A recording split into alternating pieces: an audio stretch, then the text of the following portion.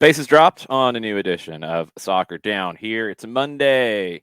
Busy weekend across MLS, which will have everybody getting into camp yesterday, today. Some teams have had to push back the start of their actual on-field sessions. Atlanta United set to get on the field tomorrow, which might throw tomorrow's show plans into a little bit of flux. We're going to figure that out as the day goes on. Stay posted to our social media for times for tomorrow with that going on. I know Charlotte has had to delay things with the storm that's rolled through. I don't know. We didn't get it too bad here in Atlanta. Got a lot of very pretty snow yesterday, but not much of it stuck around, which is good. Hopefully the roads weren't too bad this morning in the metro Atlanta area. I'm sure probably the further north you go, the worse it got. We'll get into a lot of the MLS stuff in hour number 2 because there's a lot of deals. There's a lot of potential deals. There's even a new one this morning that is a pretty big potential balance of power shifting in the Eastern Conference. Well, we'll get into all of that. But 9:30, we've got contributor Niall talking about the Prem coming up. I think we're getting closer to a name. There's been some very good suggestions from the listeners out there. I'm going to let John and Niall figure out what they want to call their segment. The recap of the Prem will be today. We'll preview the weekend coming up again on Friday. Other stuff from the rest of the world, though, and there's a lot of it. And this is something that I don't want to steal their thunder, but Rafa Benitez getting fired from Everton is not a surprise, but one of the biggest pieces of news from the weekend. So far, the 3 leading candidates sound like they are Roberto Martinez, who is a leading candidate for any job that opens up. Graham Potter, who is starting to earn a lot of attention from the English media, but also the worldwide media with his performances with Brighton, and a certain Wayne Rooney. His name has come up quite a bit. And, you know, we've talked about Rooney and what he's been doing at Derby County with no money, with multiple deals that have fallen through for that club to be taken over. The most recent one fell through. Players have had to leave because they can't be signed to new contracts because there's no money to work with. And when you take away the points deduction that they're going to get hit with, he's done a pretty amazing job with that group, to be perfectly honest. Is he ready for Everton? That's a different question. But he's put himself into that conversation, and he is an Everton guy. So very, very interesting set of potential candidates. John and I will get deeper into that. But, John, I want to start with the AFCON tournament. So we've got a lot of different things that have come out of that over the last 24 hours.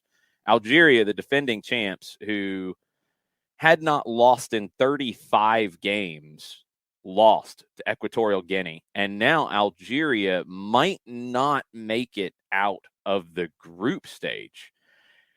The reason why is it gets really tricky in Group E, because Sierra Leone got an injury time equalizer, one of the worst goals you'll ever find conceded by the Ivory Coast, 2-2. Sierra Leone has gotten draws with the top 2 teams in the group, Algeria and Ivory Coast. They play Equatorial Guinea in the final game. Sierra Leone would probably be expected to win that game, although Equatorial Guinea, after beating Algeria, who knows? Ivory Coast and Algeria play one another. There's a very likely scenario here where there's a winner in the other game.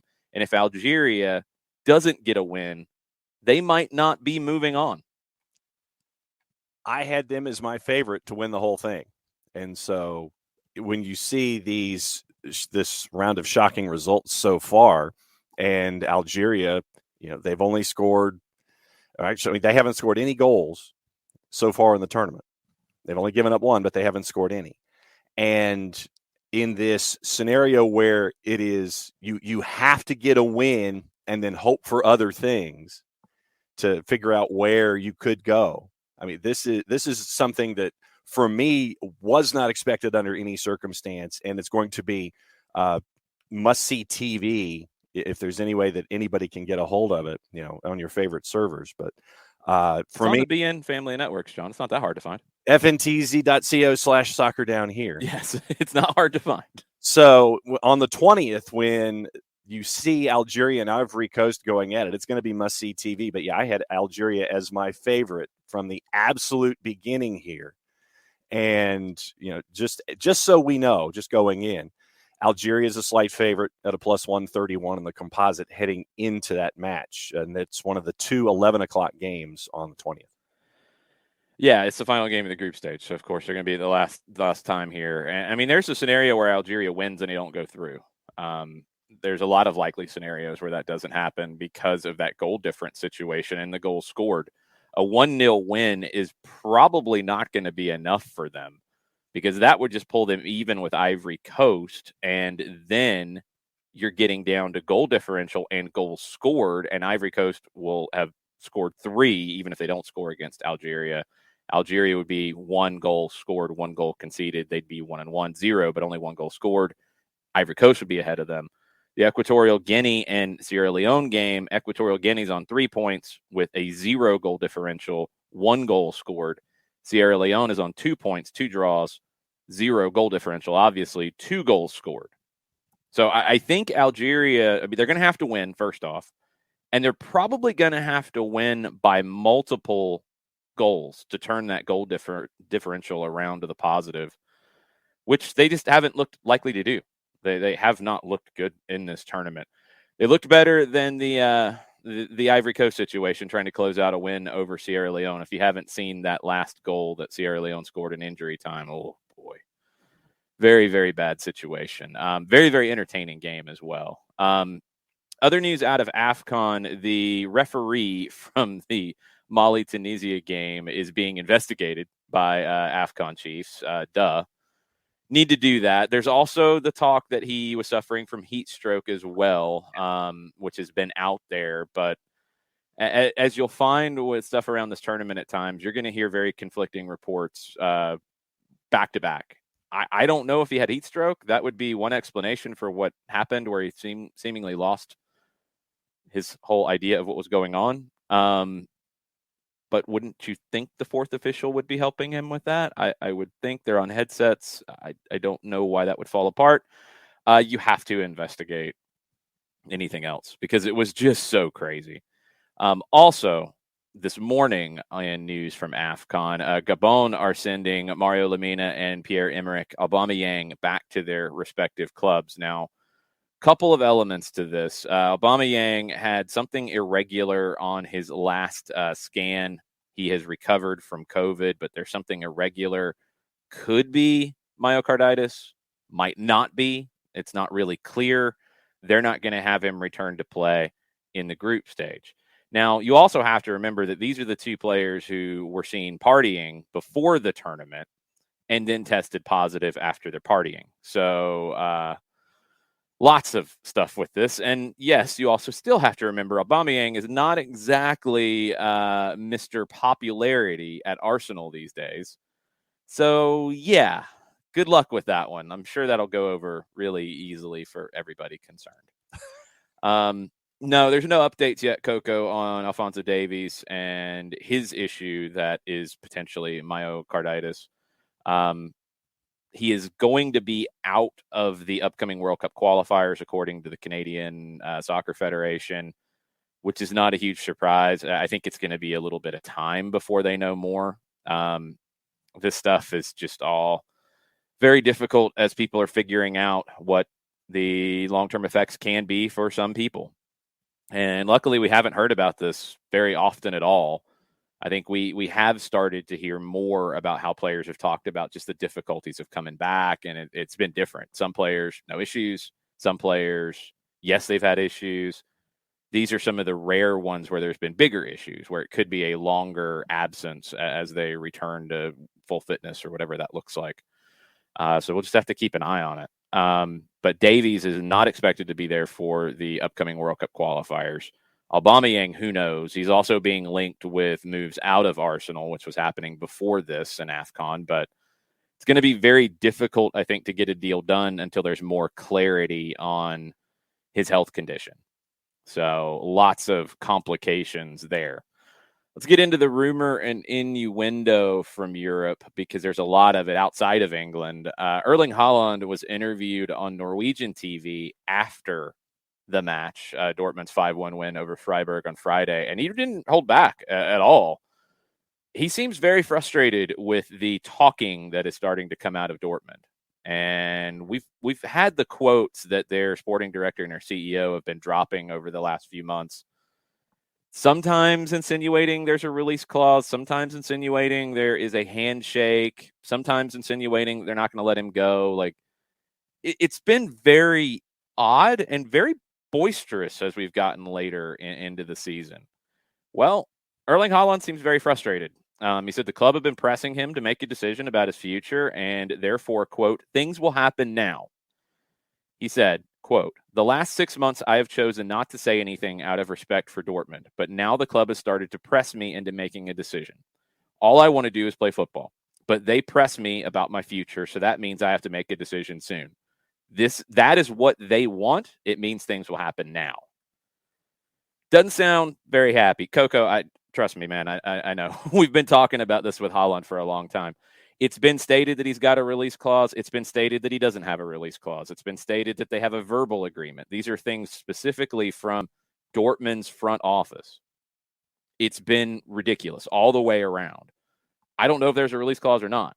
We've had this happen with deals before where everybody thinks there's a release clause. There's not a release clause. In this case, Dortmund have talked all around the issue to make it so confusing for anybody. And now they're putting pressure on him to make a decision right now. Now, no surprise, Real Madrid have reportedly put together some giant bag of money that they've got ready to sign him in a transfer and pay him in salary and pay Mino Raiola, all these different things. Coco, Vatsky said so many different things. I couldn't even tell you, man. He has literally said so many different things, and at times he'll say something. The next day, Zorc will say something that's completely different. It's stupid. And now, instead of potentially, as they've said, they'd like to keep him for a while, pay him more, give him a raise, which they have said publicly, I don't see that part happening now. So whether there is a release clause or a handshake or a verbal agreement or a carrier pigeon agreement or something in the stars, I don't know. I don't see any way for Erling Haaland to be at Dortmund next year. And Dortmund's going to get rich. Erling Haaland's going to get rich. And Mino Raiola is going to get rich. When you go back over that quote, I've chosen not to say anything out of respect for Dortmund, but now the club has started to press me into making a decision. All I want to do is play football, but they press me. It means things will happen now. How friendly do you think the situation is right now between Erling Haaland and his club? Not very. No, and it's getting to the point, if it isn't already there, where you've got contentious words now being placed publicly. And of course, going back to whatever day it is where Dortmund says that they want to keep Erling Haaland, if we use that as our reference point going forward, when you see quotes like that come out publicly, that to me screams, he ain't staying. Because you push me, okay, cool. You push me again, all right. You push me again, okay, fine. And you're probably not going to get the answer that you want. But at the end of the day, if this Real Madrid package is what it is, close to 300 large, a lot of folks are going to get paid. But yeah, this to me is only heading in that one direction, and it's Haaland leaving Borussia Dortmund. Yeah, which was going to happen anyway. I mean, he wasn't going to stay there the rest of his career. We all know that. Right. I think Dortmund, either in good faith, thinking they could actually keep him, or basically lying to their fans. And I don't know which. I'm leaning more to the latter because of the way that this talk about a release clause, because, I mean, there was talk about a $75 million release clause or 75 million euro. It wasn't about a difference in currency, I don't think. But then there was some report that, no, it's actually 90 now and blah, blah, blah. And now it's 80. And I mean, whatever. Obviously, there's a way out for him one way or another. And whether it's some agreed upon number that was in the original deal that was agreed upon with a signature or agreed upon with a handshake or verbally, or somebody's just going to come with a big bag of cash that they're not going to say no to. Like, he's not staying. No. I think it was in very bad faith for them to lead anybody on that they were going to keep him for another year. It just wasn't likely. Coming into this year, we talked about it a lot, and Dortmund didn't need to sell. And they were in the Champions League. And they were in a position where you look at what Bayern's doing, maybe with all the changes Bayern had coming in with new leadership, maybe they slip up. I thought they would. They haven't. Now, they're dealing with a lot of other issues right now that nobody saw coming, but Dortmund thought coming into the season they didn't need to sell because they weren't in financial trouble and they needed Haaland this year to achieve the goals they had set in front of them. Well, they didn't have a good campaign in Europe. They are not going to keep him beyond this year no matter what. And Byrne says the release clause is different amounts for different buyers and teams, but that still doesn't get back to why Dortmund has literally from their front office tried to insinuate or directly said, and of course this stuff is getting translated, so maybe there's a chance that things are getting lost in translation. I think this is pretty clear. Dortmund has tried to make it clear at some points that there is not a clause that they don't have to let him go at the end of the season. Now it feels like maybe that's coming back around. The whole thing's been ridiculous. And what frustrates me about it is Dortmund shouldn't be unclear about it. If there's a clause, there's a clause. And somebody's going to pay it. And that is what it is. You agreed to that when you signed him. You knew that was coming. If there's not a clause, then be clear about that. It's all ridiculous. It's all been around the world and stuff. And it's just, look, I'm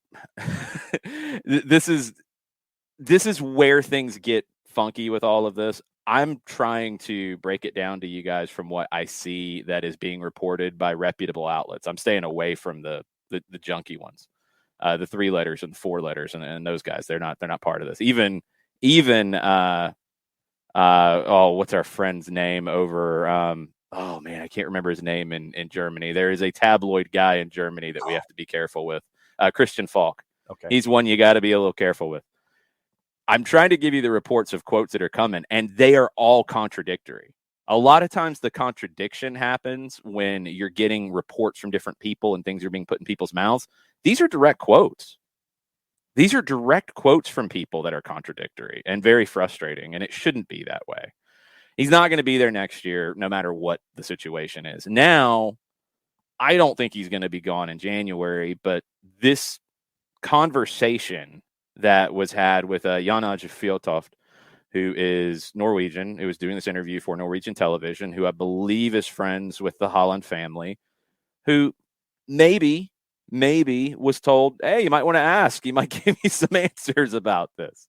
Possibly. He was speaking to somebody that I think he trusts. And that's why I think Erling was a little more open than we've generally heard from him in some of these interviews. So we'll see. It's going to be an interesting couple of weeks. I don't think there's going to be a deal here in January, but at least you have to open that door now that maybe if Dortmund knows they're going to lose him and maybe somebody has a bucket of cash, I don't think Real Madrid would be in a position to do that.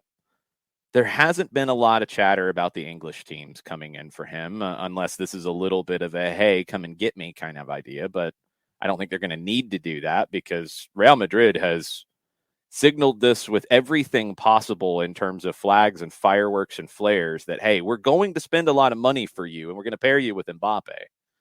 Even Raiola's used Barcelona as a little bit of a crutch, I think, to prop up Real Madrid's interest. I can't see him anywhere other than Madrid. I just can't see it happening anywhere other than Madrid unless somebody way overpays like now to get it done. And I don't think a City or a Chelsea or a Manchester United or a Liverpool or a PSG would be able to make that kind of a deal happen right now. And then you are trying to figure out if, and like I said, if the situation deteriorates in the next 30 days, says September, April, June, and November, all the rest of 31, 2 weeks, where someone comes with a bigger bucket of cash than whomever that club is, you're trying to figure out, okay, how do I orient Haaland into my current situation, all that kind of stuff. I just think that unless somebody comes with the largest bucket of cash, larger than Real Madrid in the next 2 weeks, or if the situation completely deteriorates in the next 2 weeks, where, yes, right now Dortmund is, I think, 6 points behind Bayern in the standings, and it's a big gap between second and third. So you kind of know where things stand in league.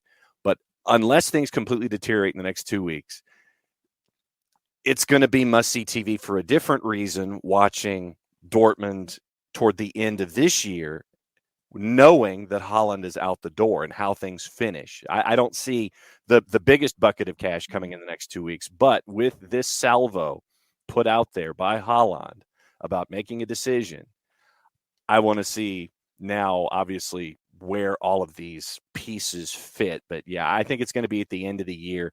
And I just think it's been a little disingenuous from Dortmund's perspective, knowing full well that you weren't going to keep him past this year, to sit here and say a bunch of different things and change things day to day and kind of string your fans along.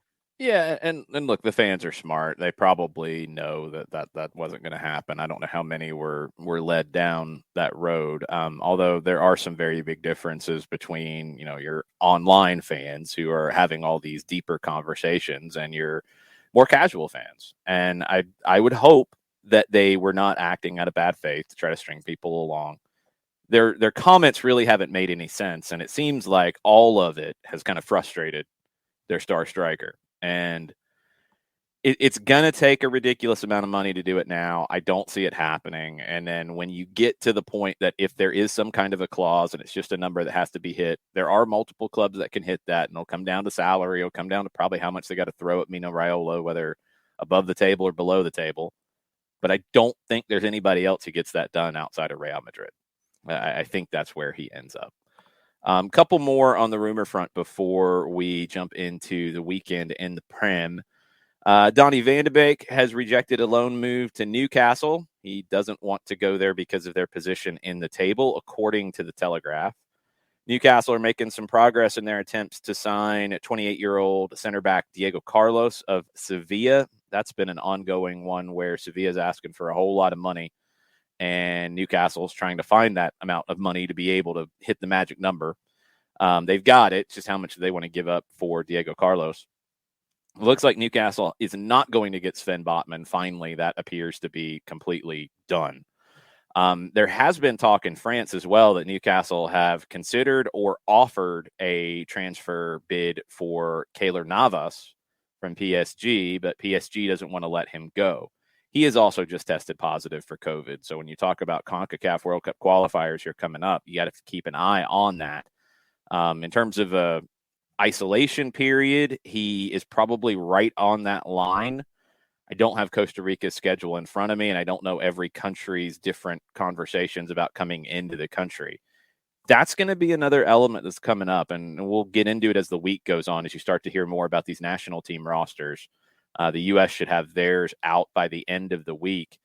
But Brazil, for example, when they made their call-ups here, or their list, which can change, they left out Renan Lodi, for example, Atletico Madrid fullback. He has not had his full course of vaccines. So he would not be allowed into Ecuador, who they play on January 27th. Ecuador requires those entering the country to be fully vaccinated. He had his first vaccine on January 10th. So he wouldn't be allowed to come into that game. So he's not being called up. I don't know all of the situations with all of the call-ups, and you're going to have some question marks with these, probably in South America and in North America with these big qualifiers coming up in January and the beginning of February. You're going to have some players left off because of COVID situations, but you're also going to have some left off because of vaccination situations, because there are some countries out of the, you've got the 8 in CONCACAF and the 10 in CONMEBOL that are going to be active. You're going to have some of those 18 countries that are going to have restrictions that some players will not be allowed to come play in that country. It's going to get complicated. That's a good word to use. You have all of these different countries with all of these different notions about entry and acceptance and all this kind of stuff. But yes, we'll keep an eye on it as best as humanly possible when it comes to players and entry and availability and all this kind of stuff. But yeah, just keep your head on a swivel because it's going to be very, very interesting when it comes to competition. All right, we're going to bring Niall in here. We're going to finish up with this first segment. What's up, Niall? How are you? I'm good. How are you?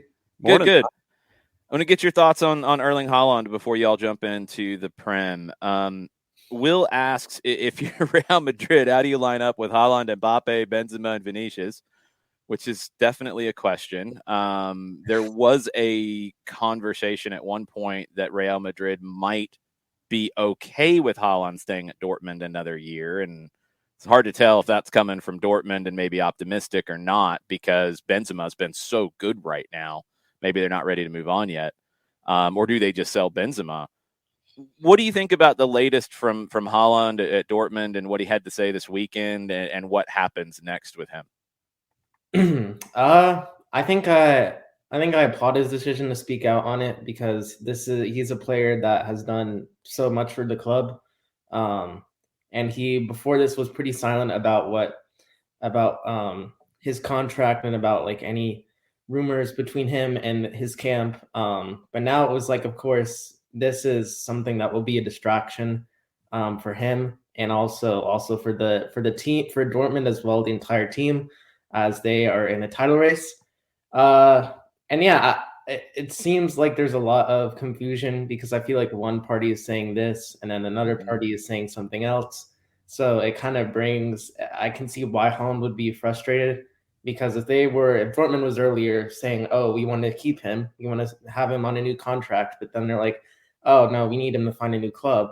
Then there's like, do you want me or not? Like, it's basically, it's a game of like, do you want this, or what do you want that? What do you want? So, yeah, I mean, ultimately, they're not going to be able to be Real Madrid or be Barcelona, which I just don't think they're going to be able to find the money. But who knows? I mean, if you're finding these loans that Barcelona keeps finding, that's a pretty good investment if you want to invest in Erling Haaland's future and bringing him to Barcelona. Maybe there's a bank who will get on board with that. Who knows? Saks with its own patch on the Haaland jersey. Might as well. They were already on the books for about $2 billion with Barcelona, and most of that is facility, which I think is a much easier investment to get a return on. But still, who knows? I don't think Haaland's going to end up in England, so we can leave the Erling Haaland talk away from the Prem, and John and Niall are going to lead you through the weekend in the Prem right about now. And so once again, it is yours truly and contributor Niall asking you, the faithful listener / viewer, for a title of this segment. First and foremost, we need a title. So we've gotten some suggestions in the Twitch pitch. Keep them coming. You can let us know however you reach out to us. Twitch pitch, email, Twitter, however you want to do it. Put it in Discord. Yes, the segment needs a name. Suggestions are welcome. And Niall, as we get into the weekend that happened in the Prem, first and foremost, we have a sacking. We talked about it a little bit before you came on, but Rafa Benitez and Everton are no more. Yeah, this was no surprise. The writing was on the wall, really, following their 2-1 loss to Norwich, who are relegation threatened. Rafa Benitez led Everton to pretty much an abysmal run of just one win in their last 13 league matches, which is pretty horrendous. And something that, for a club like Everton, that's not what they want to do. The Everton fans made their feelings pretty clear about this after Everton's 2-1 loss to Norwich. They held banners that, expressed the desire for Rafa to be out, and also were pretty loud with chants. Rafa Benitez, he came in for Carlo Ancelotti, who left for Real Madrid. His departure, of course, probably was a bit earlier than expected, and it left a lot of fans probably disappointed. But Rafa Benitez would come in on a 3-year contract. And this was a coaching hire that left many people questioning. Everton fans are not particularly happy with this hire when it was announced due to his past with Liverpool. Everton actually, started the season well with 10 points in their first 5 matches. This included a 1-1 draw against Manchester United. However, they are now in 15th place in the Premier League, and they're just 6 points above the relegation zone. And this is nowhere near where the club aspires to be. The club aspires to be a top 10 side in the Premier League. And obviously, this is not the direction they want to be in. Defeats against similarly placed teams like Norwich, Watford, Crystal Palace, and Brentford probably concerned Everton owner Farhad Moshiri about the possibility of relegation. Everton are, actually working on a £500 million stadium, so dropping out of the Premier League would have resulted in big consequences for the club, which is why this led to Moshiri taking action, among other things. The owner initially wanted to give Benitez time, with Calvert-Lewin being out for a while, who is one of Everton's most crucial players. Everton's bad performance at Norwich, however, left Moshiri not feeling confident in Benitez's ability to turn things around. It was made pretty clear to him how much Everton fans were not really keen on Benitez. And so now Everton have to conduct another managerial search. Is now their 6th in 5 years, which says a lot about their stability.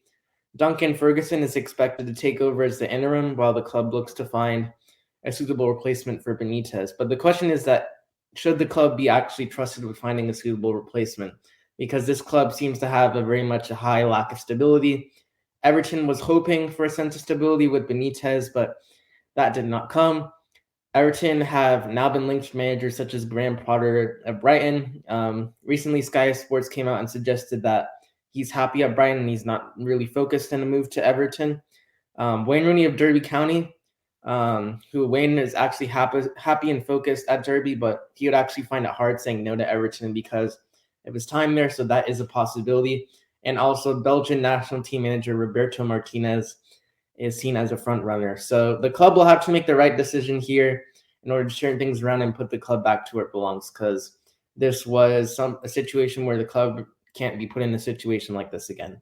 Yep, and we'll go over what folks are asking you specifically about who the next manager for Everton should be at the end of the segment. Coco has said some things both in the Discord and at the Twitch pitch this morning. Out of the games of the weekend, I know you had 2 that were marquee. One had a lot more goals than the other. Let's talk about the one that only had the 1 goal, but it was a moment of brilliance that put Manchester City way ahead of everybody else. Yeah, so this was Chelsea City. Ended in a 1-0 result with Chelsea losing. And so now City extend their lead at the top of the Premier League to 11 points ahead of Chelsea. They're still plenty to play for. However, City don't seem to be losing form anytime soon and don't really have any questions surrounding them compared to other teams. When you think about Chelsea, when you think about Liverpool and the players they have out, Salah, Mane, City don't have those questions, and they have a bunch of more players for depth compared to the other two. Chelsea had a decent chunk of possession with 44% possession compared to City's 56%.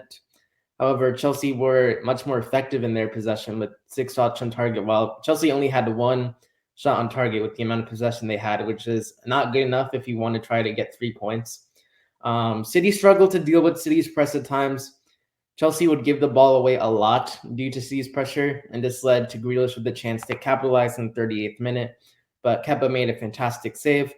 Lukaku, this was a big chance for Chelsea. He was through on goal in the 47th minute, which a huge chance to capitalize, but did not, as Ederson was able to come out with the save. You have to be taking those chances when they are presented. You would expect better from a center forward like Lukaku. When Chelsea were on the front foot, they lacked productivity in the final third. They were not smooth in their attack. They were very much flat-footed, often very much not being able to sort of look for opportunities. And Chelsea's mistakes often led to chances for City. Kepa was fantastic in the match. He was stepping up for Mendy as he is away with Senegal and AFCON. And he made multiple great saves that, could have presented City from scoring more goals, as there was plenty of opportunities because Chelsea seemed to really struggle with keeping the ball. Lukaku is known to be a center forward that has great hold-up play, but he really lacked that aspect of his game in this match. De Bruyne would finally score in the 70th minute with a fantastic finish. That's just really a trademark goal of his. Conte went to ground as De Bruyne was about to score to try to prevent him from taking a shot, but it was maybe not the best decision from Conte, as De Bruyne was able to stay on his feet and score. You could say that, Chelsea's defense could have prevented that goal maybe from happening, as there was space provided that De Bruyne took advantage of, when Chelsea maybe could have tried to close De Bruyne down quicker. And you could also say that Kepa could have, been better positioned to try to stop that goal, but really it's kind of hard to stop a goal of that quality. So De Bruyne did not have the best performance, but that goal really shows, how much of a quality player he is. Quality players like him can turn on at any time with a moment of class that completely changes the game. City also had opportunities to extend their lead, but they were not clinical or lacked productivity after their 1-0 lead. And, it was a very sloppy performance from Chelsea against the league leaders. Coming in, it was well known before this match that Chelsea will need to put on a good performance in order to get a needed 3 points. And now City are 13 points above Chelsea in the title race. And, Chelsea's hopes in the title race now seem gone. Tuchel would be clear, about how he felt his side played. He said that, they lacked precision, execution, and timeliness. And he would go on to state that Chelsea lost too many balls. And he would go on to sort of, focus on Lukaku's performance in this match, which was probably one of the biggest things that went against Chelsea's way.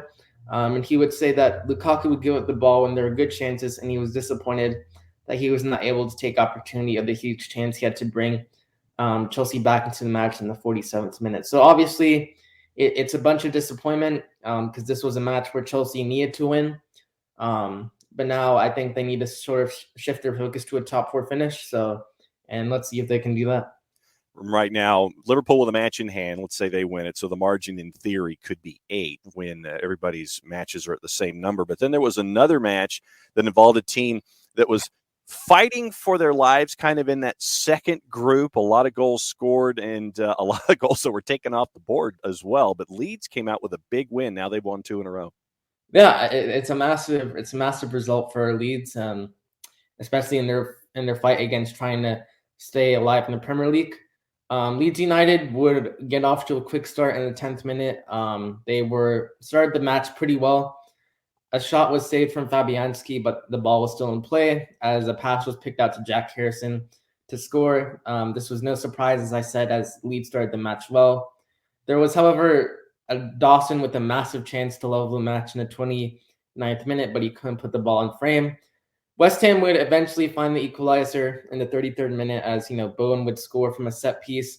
It was poorly defended, though, as Bowen was roaming free.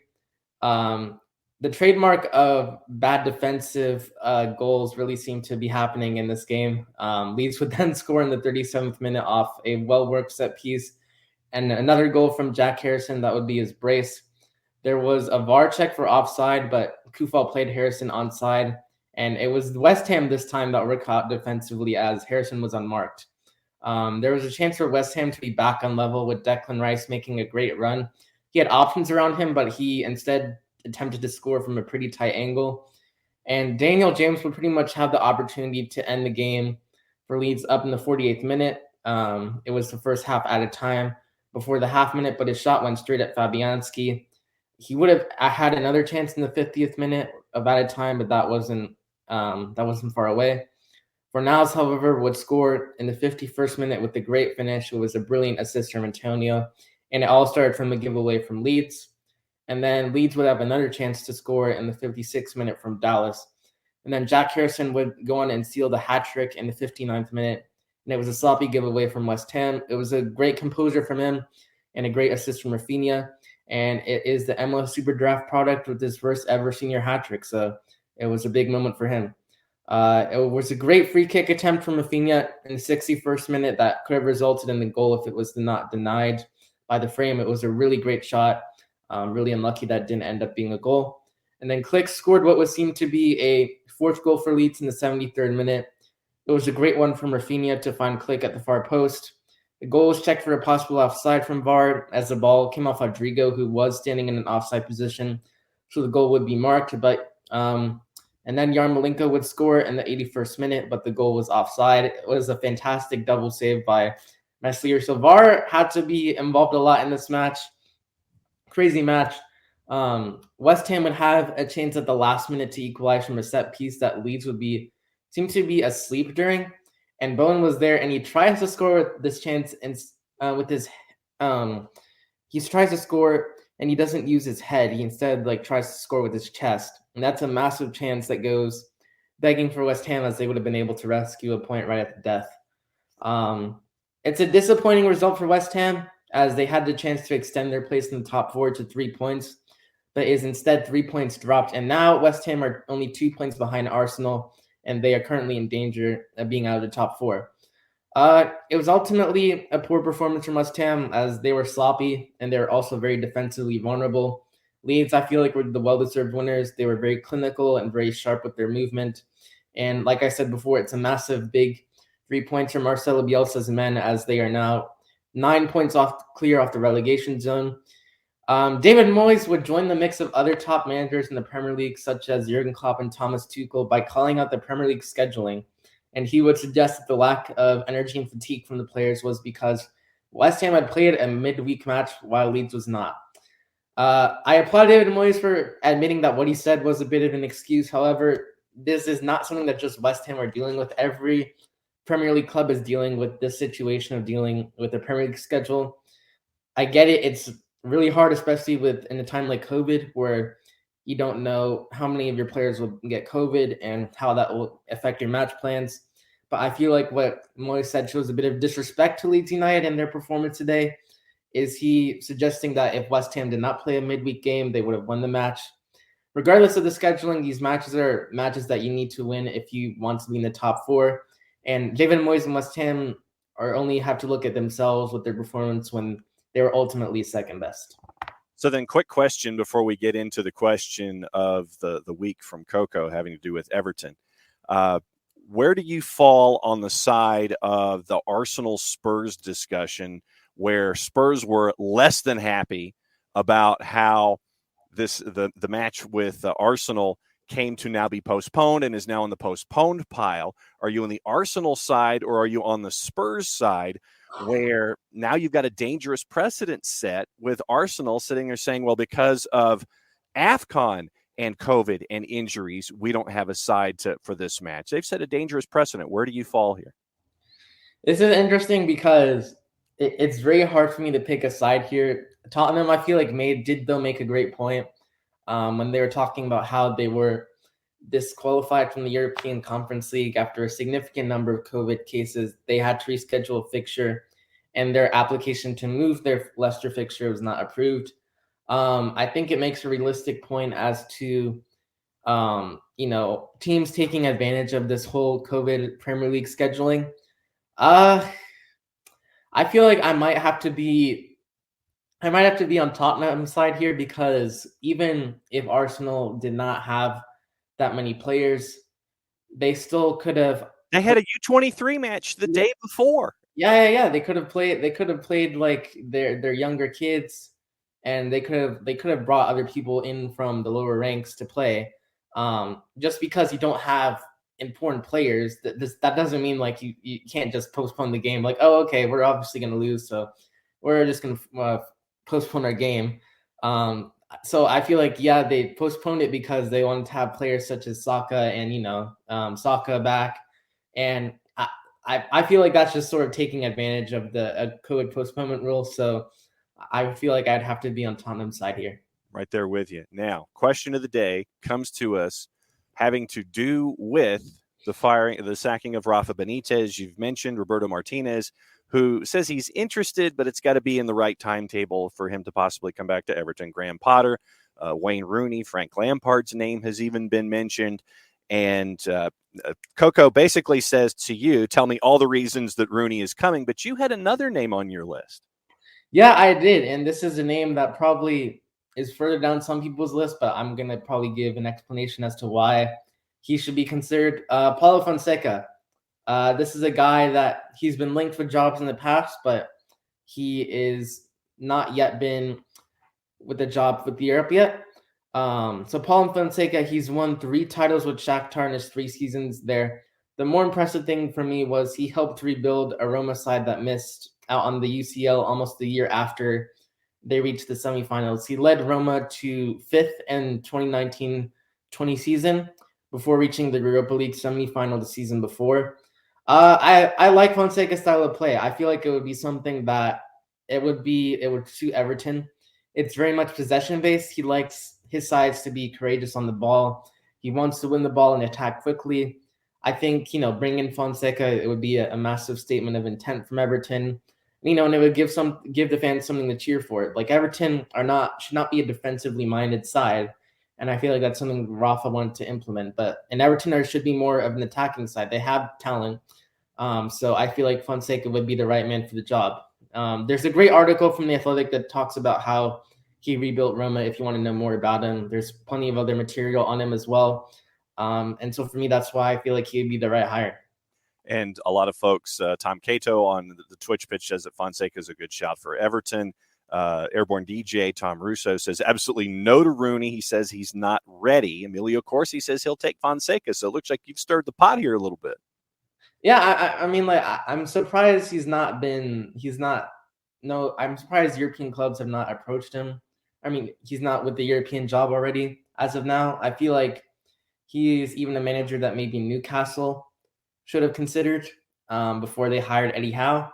But I don't know, he's certainly a manager that I feel like he's maybe further down the pecking order for other people. But for me, he's the type of manager that I think he's a very nice guy. But most importantly, he knows how to play football. He has a very much tactical mind.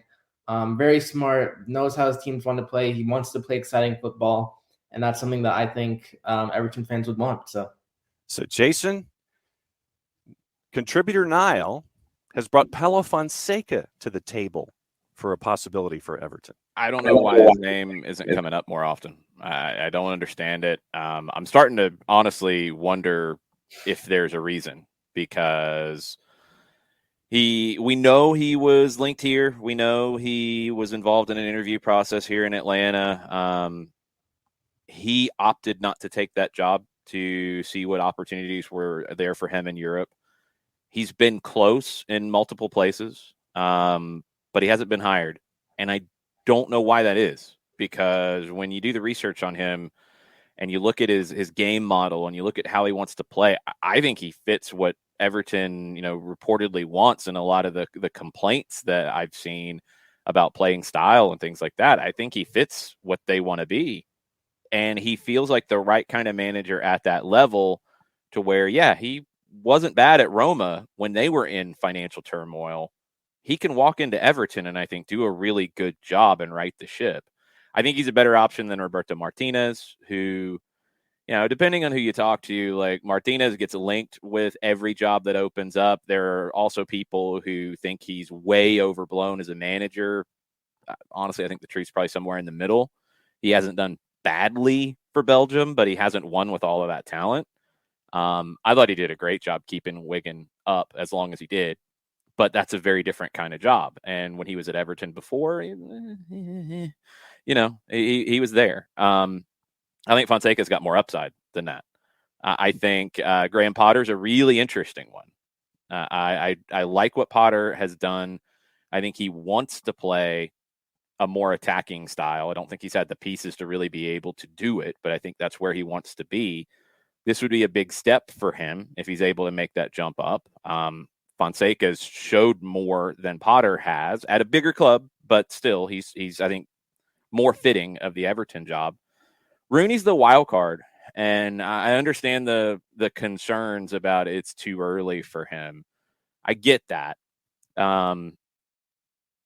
I also, have been incredibly impressed with what he's done at Derby, even with his weird party thing that happened before the season and all that. Throw that to the side for now. He's kept them afloat as well as anybody possibly could have. There's a lot of bigger managers, and throw Potter and Martinez and Fonseca into it, that I don't think they would have done any better at Derby with that situation. Now, again, it's a very different kind of a job. I don't know the pulse of the fan base at Everton enough to be able to tell you. I think Rooney would be beloved and very well received, and would get that side of things going before the inevitable Twitter army turns on him after like 90 minutes of play. Yeah. But I think he would be a person that has qualities, and mainly it's the connection with Everton and who he is, that the others don't, in terms of getting everybody excited. he would have to really convince you, I think, in an interview and all of that. Fonseca feels like the safest choice. Potter feels like the next best choice. Martinez feels like a very safe choice that's not going to get you anything different than you've already seen. Rooney is the absolute wild card in the scenario.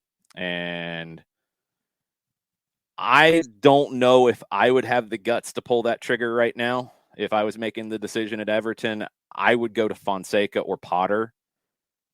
But I definitely want to hear from Rooney and what he thinks about the job and what he thinks he could do with it. I would want to talk to him. I mean, think about Rooney for a second. You mentioned what he's been able to do at Derby County with basically the lint in his pocket and whatever else he can find.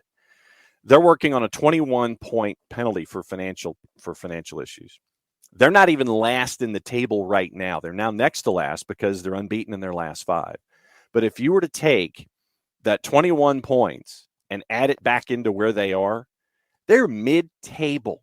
They are 11th with their record right now. With Jagielka as a center back for as long as you could have him under a contract, which you can't even continue to do that anymore. No, I mean, literally, you're 11th with what he's had to deal with right now. So Wayne Rooney, to me, is an absolute magician with what he's been able to do in the championship at Derby County. Look, with Rooney and with guys like that, it's the situation we talked about with Maradona at Gimnasia. You know, like, is Rooney a master tactician? No, there's no way he could be right now.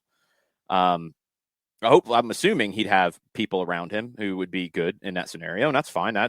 That kind of setup works really well if you have the right people involved. And Rooney can do things that none of those other guys can do in terms of sitting down and talking to a young player, talking to a player, motivating them, sharing, examples from his career. Those kinds of things, Potter can't get through to a player that way. Fonseca, Martinez, none of them can get through to a player that way. Rooney can. Now, the tactical side of it is going to be the question, and handling all the pressure and all the different things. I think Rooney can handle the pressure. I just don't know what his other staff would be. It'd be fascinating. Right now, it's going to be Duncan Ferguson. There's some saying that Everton's best move might be to just keep him in place for the rest of the season. I don't disagree with that.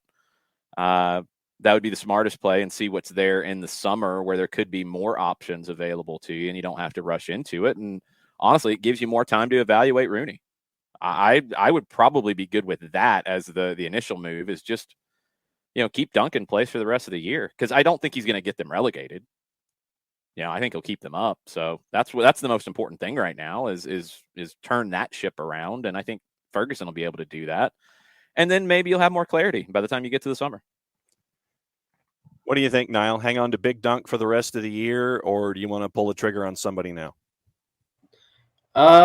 I think, do you hold on to Duncan for the rest of the year? I think that the front office here needs to make a very sort of careful move here, and they have to make a right move. This club has had way too much instability to be sort of like just going in and rushing to make a manager hire right now. I feel like they need to be smart with their hire, and they need to find the right person. And I feel like there would be more options in the summer. So I feel like, I would hold on to Duncan. All right. So, Niall, I know that we've got another go round on Friday. Thanks, as always, for hanging out with us. Anything else on your mind in the Prem before you go? I think the rest of the January transfer window will be interesting as we move further along. I'm interested to see what Newcastle does now, because their center back situation, they still need to improve that. They still need to add more parts to this team, and it'll be interesting to see what they do. So I just say that the January transfer window, for me, it will be interesting to see what happens. Awesome. Niall, thanks for your time, man. Appreciate it. We'll talk to you on Friday. See you. Contributor Niall checking out. That means it's 10 o'clock and it's time for John to tell everybody about Toca Football and Eliminize. Question for you. Do you have a young soccer player in your family? Have you ever considered private instruction with a professional instructor to take your favorite player's game to the next level? Well, Toca Football has 4 indoor soccer training centers here in the Atlanta area. Their trainers utilize innovative technology in a fun environment to help improve your favorite player's skill and decision-making. Give Toka Football a try, why don't you? SDH is partnering with Toka to offer our listeners an opportunity to check out their revolutionary and fun Toka soccer training method for no cost whatsoever. So you can book your free, absolutely free session now with the promo code DH. That's your promo code. Go to tokafootball.com/program/toka-training, tokafootball.com/program/TOCA-training, or go to soccerdownhere.net. Click on the Toka Football banner and get your favorite players game headed in the up and going direction right then and there. SDH is also brought to you by Lemonize Service. For odor-free, clean, fresh air, one place to go, Lemonize. They deodorize enclosed spaces like houses, apartments, and condos. They've created a customized solution that eliminizes all organic odors like pet cigarettes or food. Realtors and property managers use a Lemonize service to eliminate bad odors to help them sell or rent their homes that much faster. They offer a turnkey process that makes it easy to work with realtors and property managers, kind to the environment, offering you a green way to get rid of odors without any kind of toxic residue, different than just the masking agents that we use in and around our homes that we find underneath the sink. So proven scientific formula that destroys odor down to the molecule. Pricing is easy by using either cubic feet or parts per million, whichever works out for you, with a price that will be affordable. Lemonize offers results in 24 hours or less. And if you have any other questions, frequently asked or otherwise, you can go to their website, lemonize.com, and use /Atlanta after that. Lemonize.com/Atlanta, so they know what part of the world you are contacting them from. ELIMINIZE.com/Atlanta for odor-free, clean, fresh air. Lemonize Service, proud sponsors of everything SDH. All right, not too bad. I think you were around 210 that time. Yeah, that should be the target-ish. I thought it was 220 or 145, depending on the day. Yes, that too. Okay, just checking. I can't keep up anymore. I can't even. Yeah. All right. We've got other stuff to get into in MLS for sure, but some other international news before we jump into MLS. FIFA published a report about the transfer market, and this is going back to the summer market. Total spend for the global game previous year was $4.86 billion in U.S. money, down from $7.35 billion in 2019, $5.63 billion in 2020. So if you're wondering about the effects of COVID, well, there you go. That's down a lot from 2019, not quite in half, but getting close to that. Total number of transfers increased. And transfers, according to FIFA, does include guys who are out of contract because it's literally a transfer of what club they're going to. The number of transfers increased from 2020 to 2021. Less money was spent. Clubs opted to hire more out-of-contract players. I think also more players opted to run their contracts out. And I really do believe that is going to be an ongoing trend unrelated to COVID. Players are going to understand that they've got more power in the situation. And, situations like what we're talking about with Erling Haaland, some of these other guys, they're going to sign shorter deals. They're going to demand shorter contracts, and they're going to run them out and then go where they want to go. The agents are going to push that too. And look, this does go along the lines of another FIFA initiative to try to cap agent, money that they make off of these deals at 10%. Yeah, that sounds great. And they might be able to do that on paper. We know that a lot of these deals don't get done on paper. And there's going to be payments to agencies or whatever, and maybe when a deal's done, maybe later on, maybe in terms of a marketing deal, whatever, where I really think the players are going to take more control over their futures, and the agents are going to take more control over making the money than the transfer market. So keep that in mind down the road, but that is a big, big change in things. All right, we got a little bit of it's not quite breaking news because that's not exactly what it is, but we'll give it this.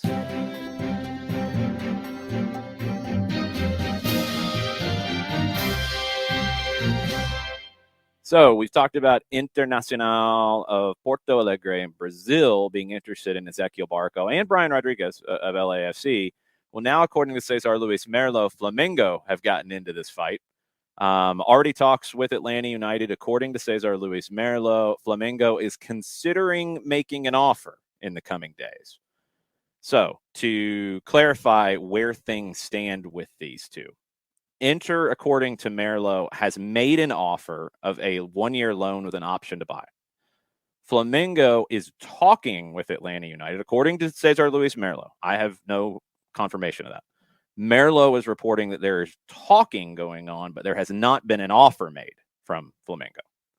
That is where things currently stand. That was just tweeted out a few minutes ago. So, Barco linked to 2 major clubs in Brazil. Brian Rodriguez linked to a club in Brazil. Paul Areola is linked to Club America. Kind of same situation. It'd be a loan with an option to buy.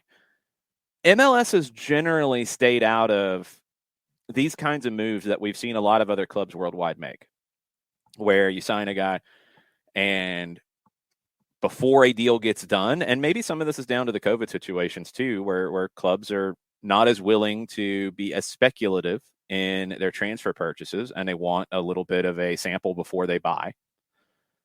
Lots of different reasons for it, but MLS is far more active in the loan with option / obligation to buy than they used to be. Diego Rossi's on that kind of a situation in Turkey right now. Brian Rodriguez was in that at Almeria first, and it didn't happen because they didn't get promoted. DK was in that situation first before the transfer went down with another club. It's smart. I mean, it just increases your potential business. But it does get interesting, I think, for fans who are maybe not accustomed to that kind of a situation. But if you're a fan, for example, of the Chelsea, that's very typical for what they do. They will loan guys out and sometimes sell them on after a loan, sometimes bring them back. And that's what could happen in these situations too. But a couple of things to keep in mind. To clear a designated player spot, and look, there's more and more reports about it, and maybe there is more information out there than anybody is publicly putting into the atmosphere. There's more talk that Thiago Almada would have to take a designated player spot. As I've said from day one with that, if his salary is above that $612,500 a year threshold, then yeah, he would, and there's no way around that. If it's under that, he could be a U22 initiative. Everybody's reporting it that it would be a DP. If there's information that his salary would be above that number, then yeah, he would be a designated player. No way around it. So you'd have to open up a spot. You're not going to be able to buy down Araujo. You're not going to be able to buy down Joseph Martinez. If Barco is the way you clear the spot, and you clear it with a loan with an option to buy, there has to be a loan fee to clear it. And of course, the club knows this. And let's not act like these people don't know what they're doing, okay? Please. You know what you got to do to play in the MLS rosters. And remember, Atlanta's, added people into their front office who have extensive information and knowledge and on the MLS side of it, of how to work the rosters and how to do everything for as good of a competitive advantage as you can find. So that's very important. Very, very important. So Inter has reportedly made an offer of a loan with an option to buy. Flamengo is talking to the club, according to Cesar Luis Merlo, and is evaluating whether they're going to make an offer or not. That's where things stand. Okay. Sam Williamson says, so this is nothing but smoke. No, it's not. And that's not fair to characterize it. Because if it was somebody else other than a Merlo, I would probably tend to agree with you because there's no even talk about an offer here. Merlo is really the gold standard when you're talking about South American players. He really is. He's not going to say something unless there's at least something to it. So it's not smoke, but there hasn't been an offer made yet. No offer yet. From Flamengo, according to Merlo, there was one from Internacional that has not been dealt with yet. And remember, his update was that they wanted to consider the European window. They wanted to wait a little bit. I think Barco has been very clear in saying he does want to go to Europe. There haven't been rumors of offers yet from Europe. Doesn't mean it doesn't happen, but it hasn't happened yet. Brazil's incoming transfer window closes after Europe does. It closes in April. You're not going to wait till April to make a deal, but you can wait out January 31st and the European window and make a deal February 1st and go to Brazil and open up your roster spot before your roster compliance deadline of February 25th. I know I throw a lot of stuff like that at you, and I try to repeat it a lot because it's important, but those are very specific things that are real with this beyond the smoke and rumors and innuendos and all that. So that's where it stands right now. That's what we know. But Merlo this morning reporting that Flamengo could be getting involved in this. And yeah, Bernd, I mean, Flamengo saw Barco years ago, and Barco was the best player in that Copa Sudamericana final, better than Vinicius. Vinicius wasn't a starter in that team at that time. Barco was great. So they know him. They know him well. And they're obviously going to take, as we're seeing players go to Brazil, we're seeing Brazilian players come to MLS. You know, they're going to take what he did last year into big consideration. They're going to take what he's done with the Argentine U23s into big consideration and the Argentine U20s at that World Cup. So, yeah. And these are clubs that when you start talking about your Club Americas and your Flamengos and your Internacionals, and there's others too, they can operate on the same rough financial plane as an Atlanta United, as an LAFC.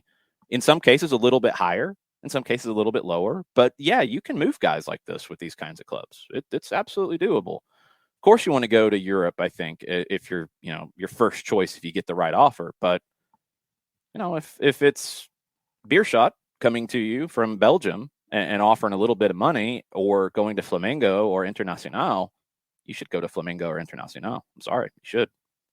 So that's where it stands right now.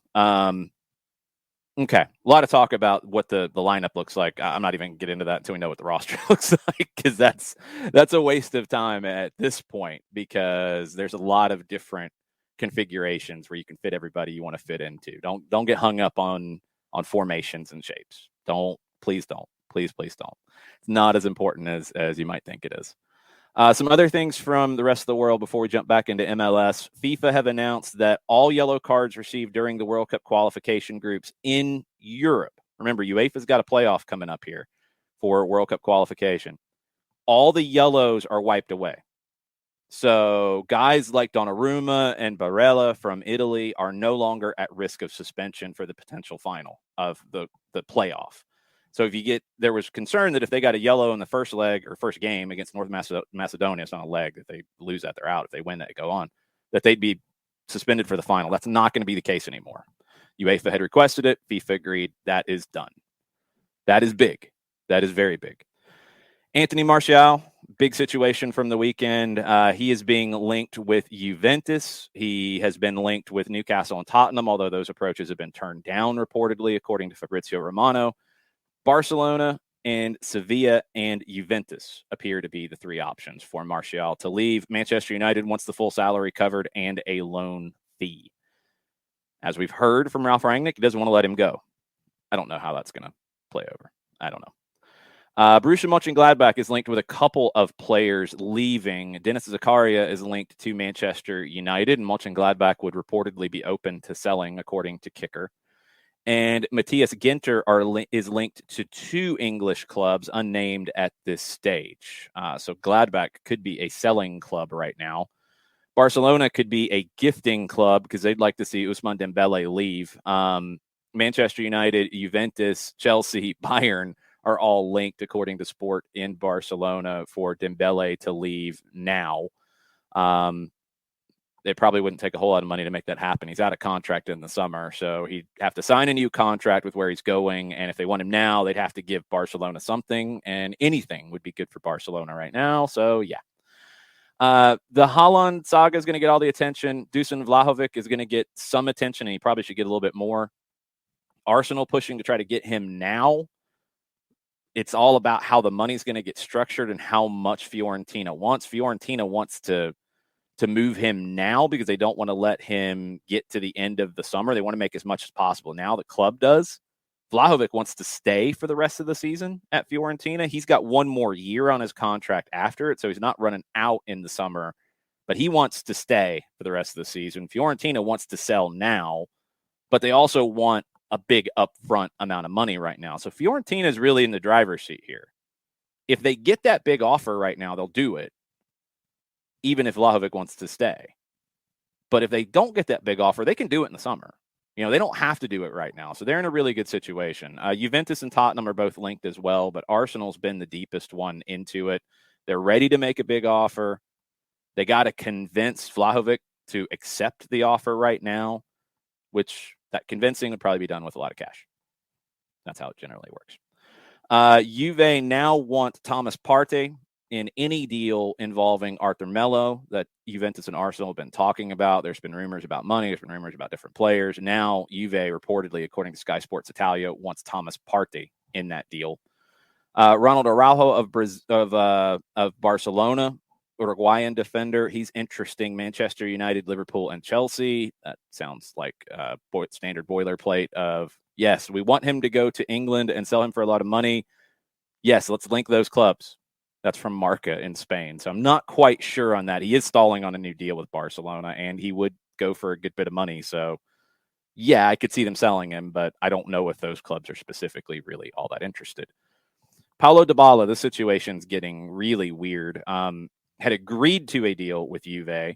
Juve changed the deal. Dybala was ticked off over the break.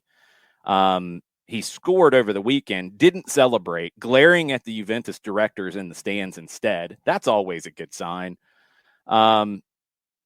They have to decide on a contract extension for him by the end of February. He's out of contract at the end of the year. If they're going to sell him, they got to do it now.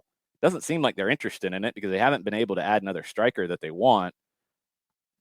But I don't think he's going to take a lower deal. He had agreed to a lower deal initially, but then they lowered it even more in what they sent him. And yeah, not so good. Not so good. Christian Eriksen reportedly being offered a deal at Brentford. 6-month deal, option to extend it a further year. He is a free agent. Obviously, questions about where he is physically, but Brentford reportedly in talks with bringing him to the Premier League and a 6-month deal, an option to extend it. Andreas Christensen is being linked to other moves in the Premier League, but he doesn't want to go to another club in England out of respect for Chelsea. He's not been able to sign a new deal there. He's going to be a free agent in the summer. Barcelona and Bayern are leading the race to sign him. And Christian Pavón, a player who at one point was linked to a $10 million deal to go back to the LA Galaxy. Now he's linked to Cruz Azul and Atlético Mineiro in Brazil. And reportedly Cruz Azul made a $1.5 million offer to Boca for him. Maybe Boca should have sold. And maybe the Galaxy dodged a bullet too on that one because, ooh, buddy. Sampdoria have sacked their manager on the eve of their Coppa Italia match with Juventus. Roberto De Aversa is out, 20 points in 22 games, 4 points above the relegation zone.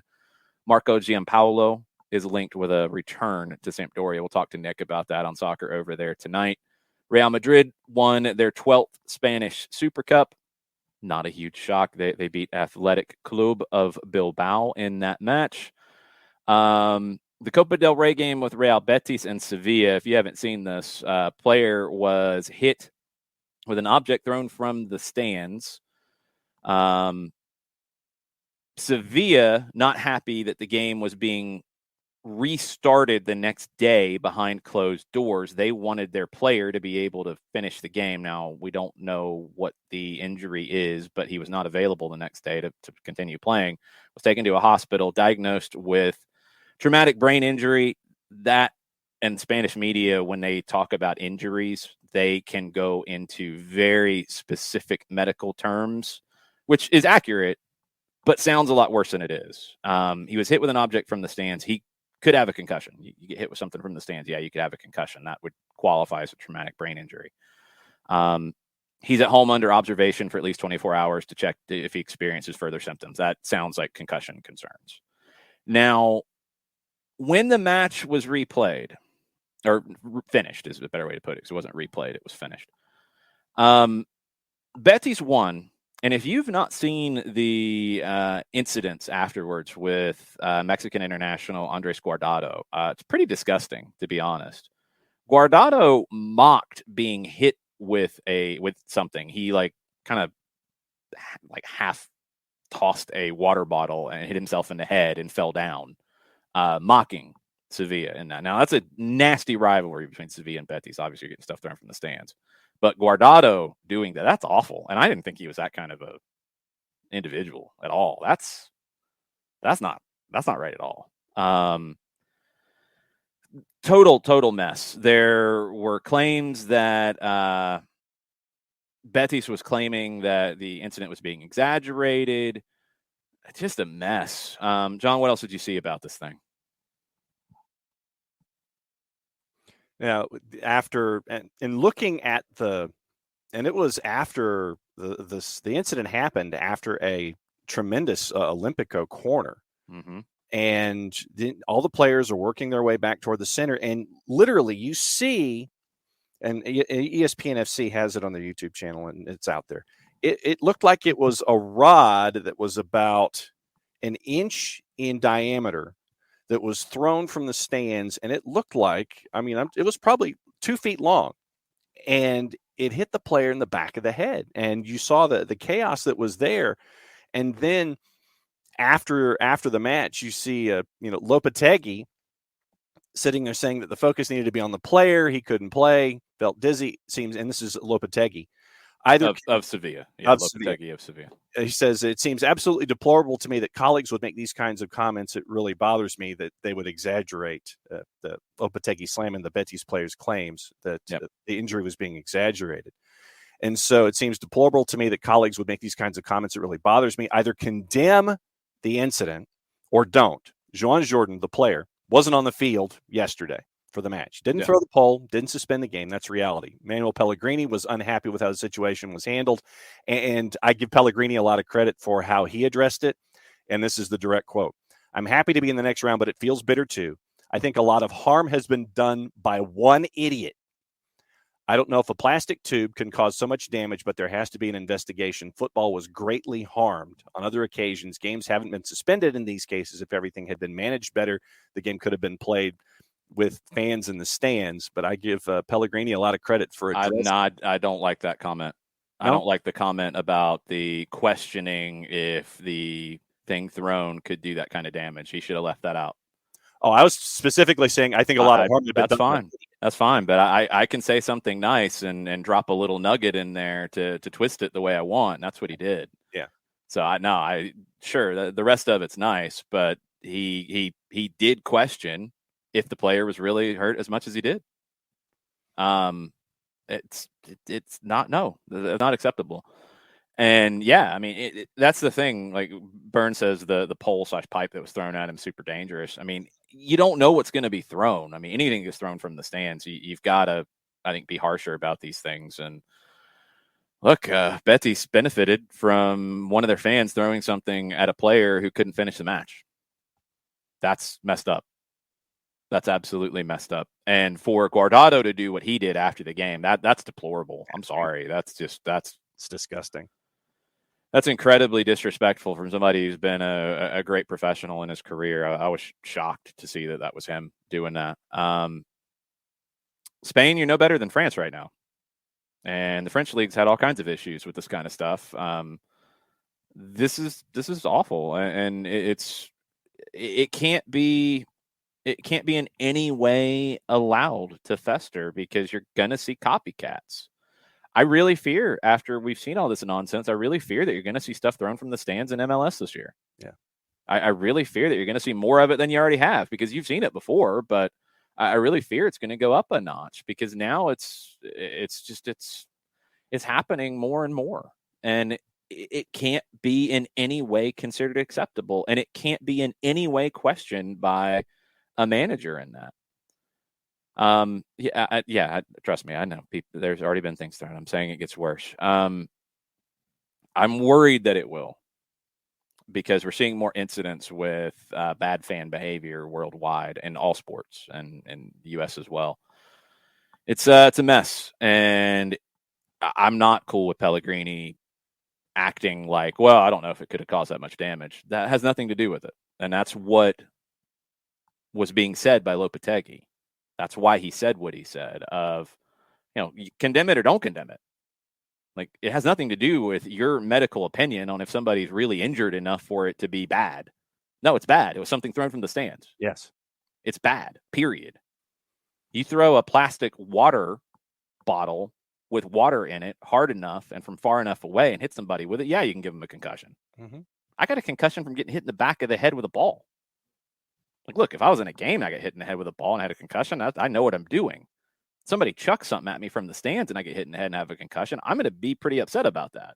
And I'd hope my club is too. And I'd hope the club that the fans support would be upset about that, not questioning it. So now that's a mess.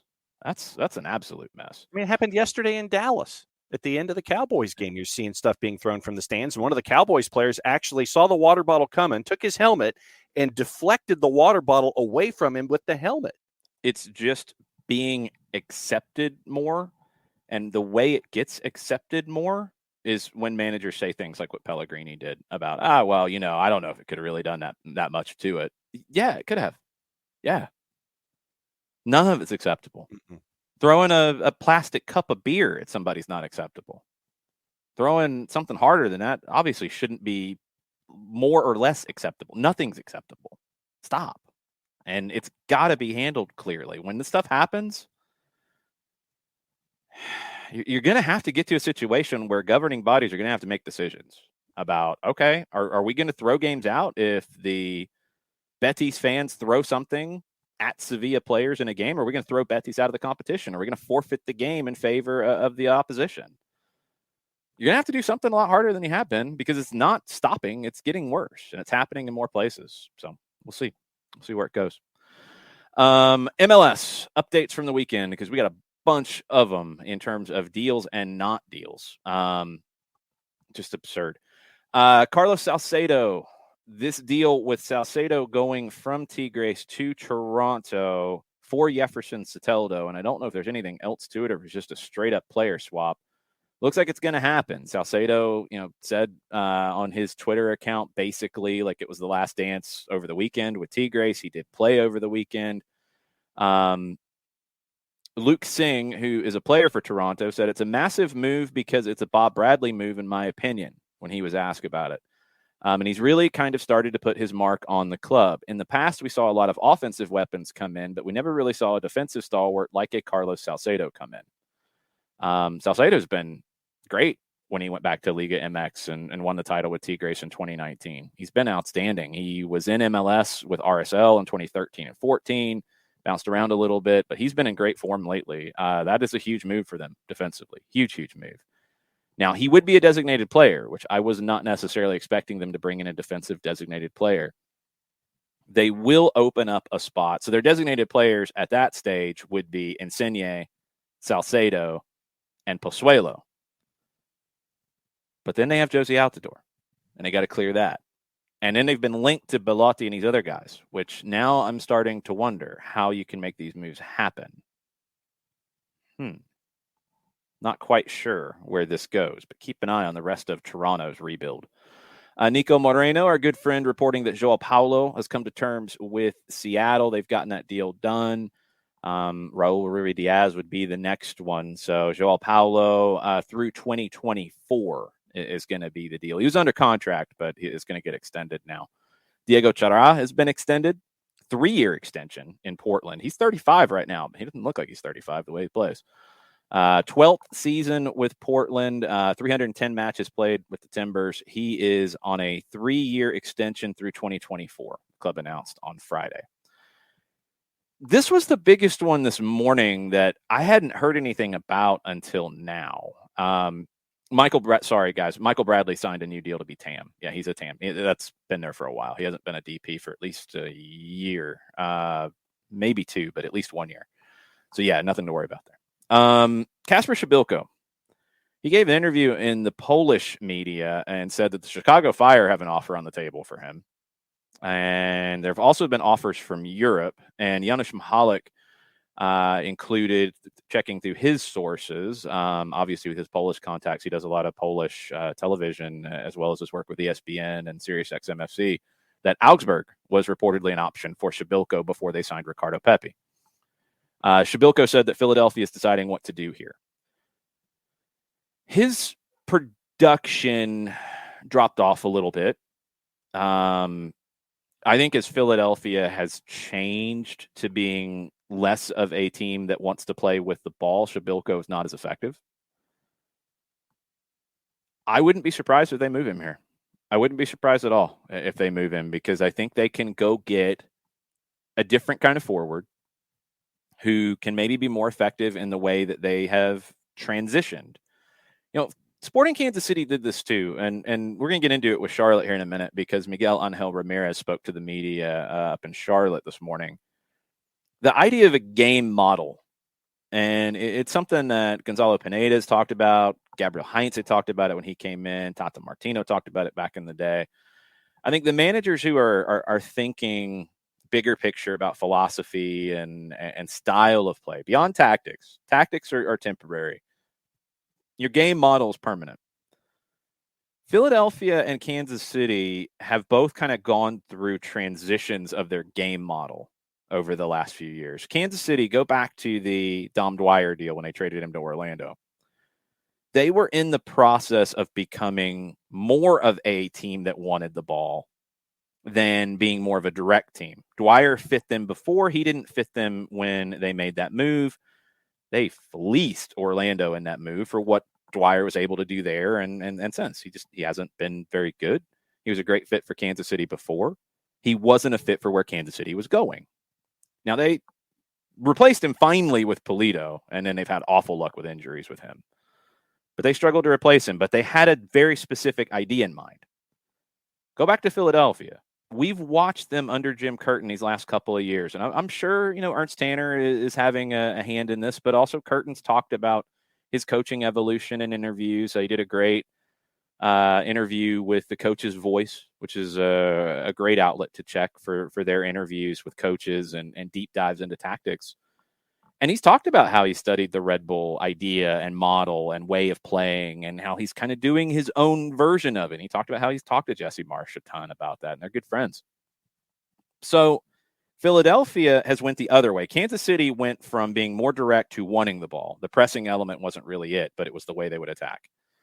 Philadelphia has went more from a team that would press but was fine with having the ball in these last couple of years to a team that doesn't really want the ball.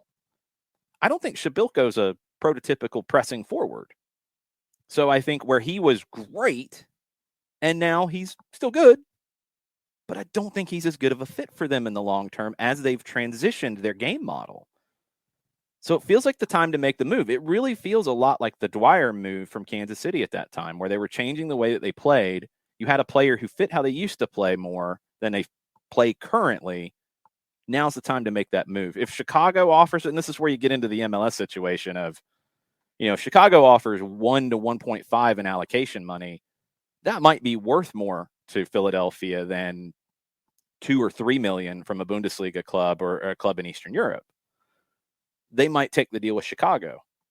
Chicago would then get a forward to build around as Ezra Hendrickson puts his game model in. Makes a lot of sense. I don't think Shabilko's in Philadelphia after these comments. I don't think he's there this year. And I think they'll be able to go out and get a forward who's maybe makes their pressing and their way of playing even more difficult to deal with. No, and I think that's important when you have an individual who is still good, but he doesn't fit you 100%. If you can move him to a location where he would be a better fit with his skill set heading into a new situation, I think this benefits both teams if this comes to pass, where Shabilko moves on to Chicago, where he can be 100% the player that he can be instead of being a player that is having to be shoehorned into a system with what he can do, if that makes any sense. You can be freer with who you are if you're in another location instead of having your skill set and having to confine it to what's going on in a situation in Philadelphia. I think this does make a lot of sense. And, Philadelphia can sit there and they can look for those guys that can fit better than a Shabilko in this situation where he currently is, and give Shabilko another lease to go someplace else and be the guy that he was before the philosophy change. Yeah, I mean, he's been good with Philly, but as they've shifted, I think he's been less effective. Right. And now they can go even more fully into that high pressing 4-4-2 diamond with two forwards just suffocating you as you try to build out of the back. Shabilko just couldn't do that for 90 minutes in the same way. It's not his game. It's not what makes him good. So it's going to be fascinating to watch, but you're going to see these things. And where it's really interesting is the evolutions that we saw under Peter Vermes with the way he wanted to adapt his game model. And now that we've seen under Jim Curtin, where Philadelphia is not what they were initially under Curtin anymore. They're different. Kansas City still plays in the same shape, and this gets you back to the idea that shape is not philosophy and game model, but they do it differently. That's the key. And this has a lot of those echoes of the Dom Dwyer trade to Orlando for me. And we'll see if it works out better for the other side. I think it will, because I think Shabilko's a really good, well-rounded player. I like his runs inside the 18. I think he's a really good striker. I've always thought he was underrated in this league, but I don't know if he's the best fit for Philadelphia where they're currently going. Miguel Angel Ramirez spoke to the media in Charlotte, and some of the quotes from our friends Ashley Mahoney and Will Pelagic as they were covering it. Still, we are under construction, talking about the roster. That is a definite. They are linked with some moves. We'll get into that here in a minute. Ramirez said that the gap between the U17s and the first team from the academies is significant. The academy guys are not ready to join them yet in terms of being ready to contribute in those kind of situations. Ramirez happy with the spine and the defense, looking to add strikers and wingers. He said, we need to be very, very clever is the quote that was used there. He wants to introduce the game model here early on. He said the game model is so deep. He said that most of the players are aware of it. You know, you've sent videos and you've showed them, and you probably had these conversations about what your role will be. But he said this is the first time for them to see the game this way. Talking about for some of these players who never played in this idea. Okay. Right now they signed another goalkeeper. They signed Adrian Zendejas. So they have 3 goalkeepers under contract. They drafted the goalkeeper from Clemson as well, but he doesn't have a contract yet. Ramirez said that it's important to have 4 goalkeepers right now. And I don't know if he was specifically talking about camp or if they're going to sign the Clemson goalkeeper, or maybe sign somebody else if he doesn't impress. He said, talking about MLS, you can't go to the academy to pluck players up for the first team. We've had this conversation during all the COVID situations. Like in other leagues, you bring up guys from your U23 or U21, your U19 to fill out these games. Barcelona's been bringing up, 16-year-olds, 17-year-olds. Okay, you can't do that here. Now, maybe that changes more down the road with MLS Next Pro, and that's a whole nother conversation, and there's some more information on what that league looks like. But so far, you can't do that. So Ramirez talking about having 4 goalkeepers. That's why. He said they will bring Charlotte Independence players and college players into preseason, try to, earn spots. And when you look at their roster right now, it's just frankly not very big. So they need bodies. They need guys who can come in and be able to work right now. I mean, that's just the key. Now, their potential moves at the moment, they've signed Zendejas. They are closing in on signing Christian Ortiz, who is currently at Tijuana in Liga MX. And this is according to Cesar Luis Merlo. MLSsoccer.com sources are confirming that Charlotte's interested in getting Ortiz done. 29 years old. He's played 17 times for Tijuana since joining from Independiente del Valle. 19 goals, 10 assists, and 50 games there, playing for Miguel Angel Ramirez for some of that. Interesting. Ortiz is an established winger that they desperately need. They don't have any true wingers right now. Mackenzie Gaines, who they picked up from Austin, they're talking about him as a winger. He's generally played up top. Ortiz would know the game model. He would be able to step in and help with that.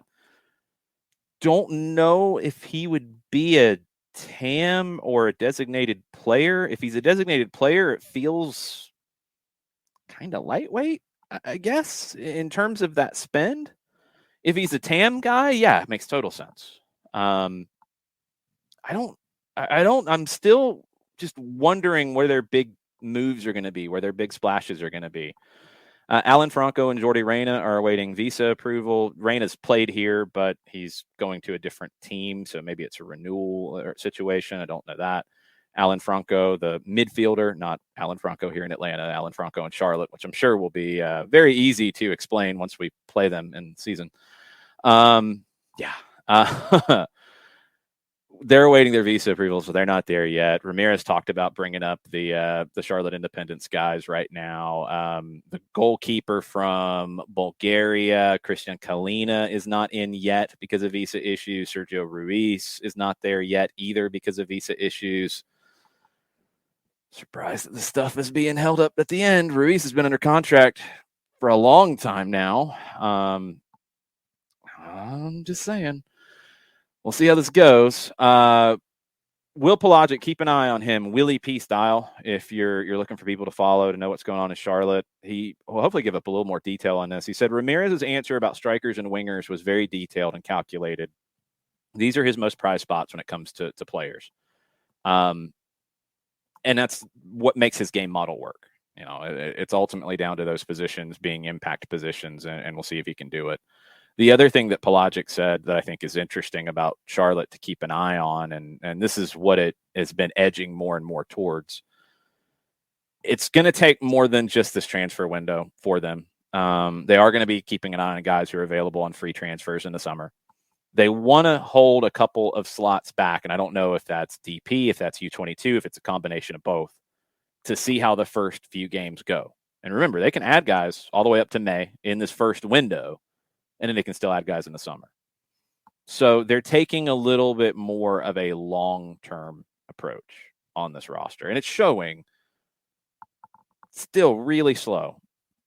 And as I said when the schedule came out, I think it's a good thing Atlanta gets Charlotte with both of their games early, because I think they are going to struggle early on, as they're in no way complete by the time those two games take place. They'll be better later. Miguel Angel Ramirez is a great manager. He's a great coach to separate the two right now. He'll coach these guys up. You know, they'll be good. It might take him a while. That's okay in the long term. But early on, I think they will be incomplete. And that's a good thing for the rest of the teams that play them early. So we'll see where that goes. Yeah, looking at what Ashley Mahoney had in her timeline, the idea of having to be very, very clever and also bringing in another 4 folks. I'm still, when he says very, very clever, to me, that means that big signing is. He was talking about the specific players, John.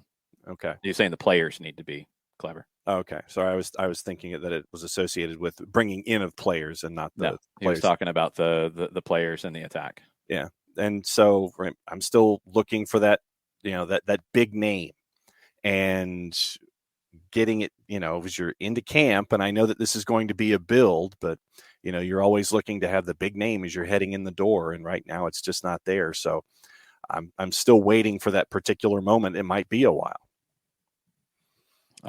Shouldn't though. Well, no, I mean, I don't mind waiting to get the right fit. That's fine. We've seen teams do that. I don't think that's an excuse for being so incomplete right now. I don't think the patient approach and realizing that, look, you're not going to build a whole team in one window. Yeah. Well, they could have done some of this last summer too, but they didn't. You probably want to wait to get the right impact guy. You don't want to just blow money because you can blow money. But right now, they just don't have that many bodies. I mean, it's just a matter of filling out a full roster, and they don't have much. Under contract, they got 3 goalkeepers, they got 4 fullbacks, they got 4 center backs, they've got 6 central midfielders, and 3 attackers. Like, that's it. That's all they have under contract today. Now, some of the college draft picks, they can sign straight away. Bender's already under a contract. They can sign some of the other guys. Like, yeah, you can sign guys from Charlotte Independence. You can sign free agents in MLS. I mean, there's players that can go sign, but it's not a very big group right now.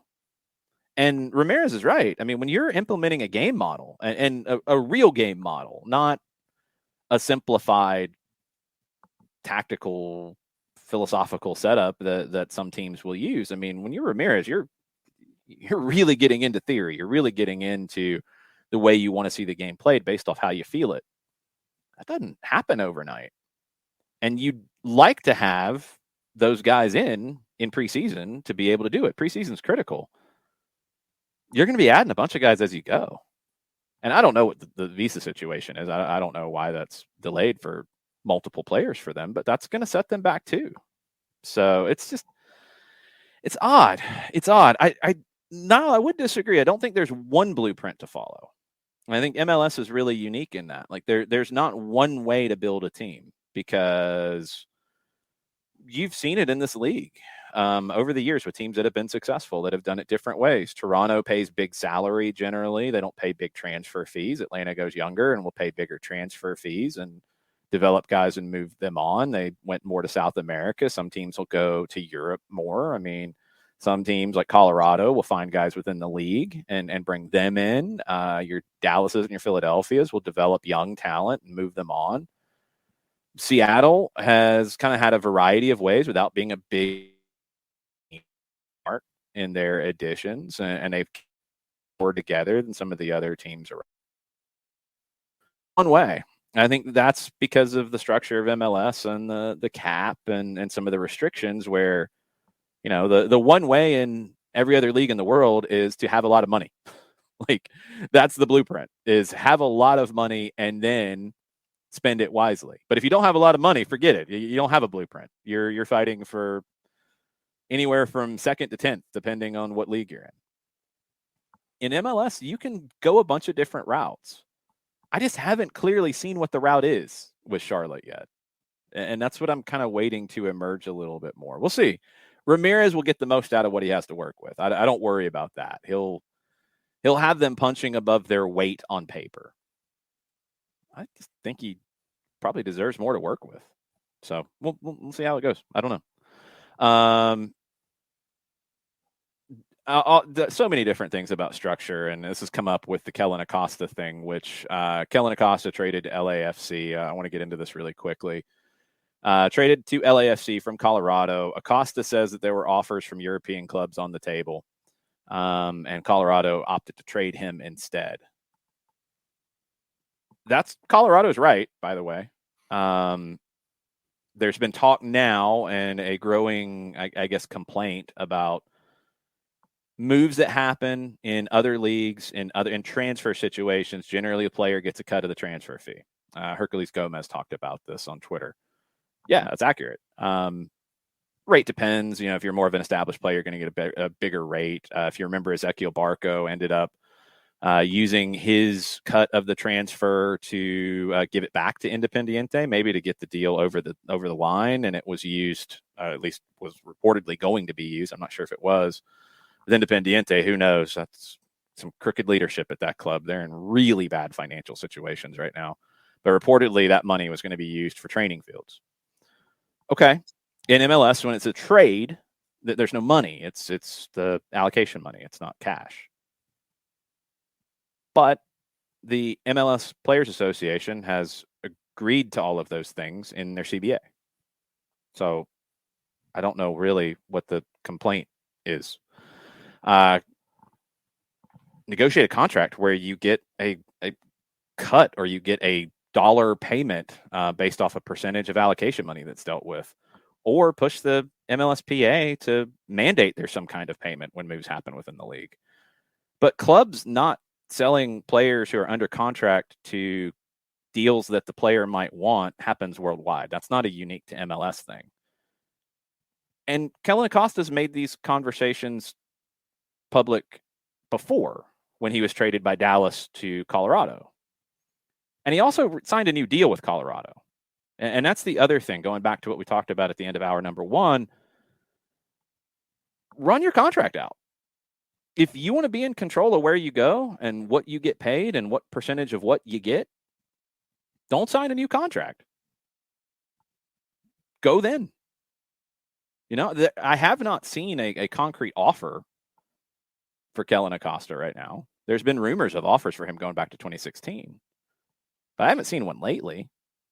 And if it's not a good enough offer for Colorado to take, they got to do what Colorado's got to do. But he signed a new contract, I think in 2019. Could have let his contract run. But yeah, this is a new topic, and it's a new thing that now everybody's fired up about on Twitter, which, you know, it'll stay that long. Twitter does that sometimes. But he signed a new deal, and the CBA was agreed to by the player side and the team side. And if they want some kind of a payment made to players who are traded within the league, figure out a percentage and include it in the next CBA and get it done if you want to try to replicate that situation. But the biggest thing is if you were already frustrated about being traded within the league, don't sign a new contract in the league. Like, I don't know about that. So Kellen Acosta has been one of those guys who's been on that line of getting a deal in Europe for a long time, but it hasn't happened for him. I don't think that's necessarily incorrect or unfair. I think his ability is right on that line. And if he wanted to go, he should have run the contract out, and then he could have signed wherever, and he probably would have signed in, depending on work permits and situations, probably with a championship level club in England, probably in a Belgium, maybe in Netherlands, maybe a lower tier, French club, Portugal, maybe. Like, those would have been the options, I think, realistically for him. And if that was what they wanted, then that was what they should have taken. I mean, I don't know. Of course, and all this, guys, like, this is all, like, you're hearing it from one side. So, like, yeah, his agents are maybe telling him that there were offers on the table. The tweet didn't look great, and the biggest thing to me is he should not have signed a new deal if he wanted to have control over where he went, and that's just what it came down to. But it's always that dance that you do as a professional athlete, or honestly anybody who's under a contract like this. Do you want to become a free agent, control your own future, but maybe realize that there's not as much out there for you as you thought? Or do you want to take the money that's being put in front of you that's security? And that's the balance. But it's hard to talk on both sides of it when you have the option. You know what I mean? Yeah. So I do think MLS could, and the MLSPA probably needs to drive it if they want to, if it's a big enough issue. Can you figure out how to reward players who are traded for large internal trades? If you're going to keep the allocation money process and all of that, which in a cap, it's essentially trading cap space. I know not directly, but essentially. Yeah, it's not cash in the same way. So, okay, do you want to figure out, like, they get a bonus? Is it a bonus if they're traded within the league? I think agents and players would be smart to try to negotiate that into future contracts, but also if you create a league-wide process for it, that would be a CBA issue for the next one.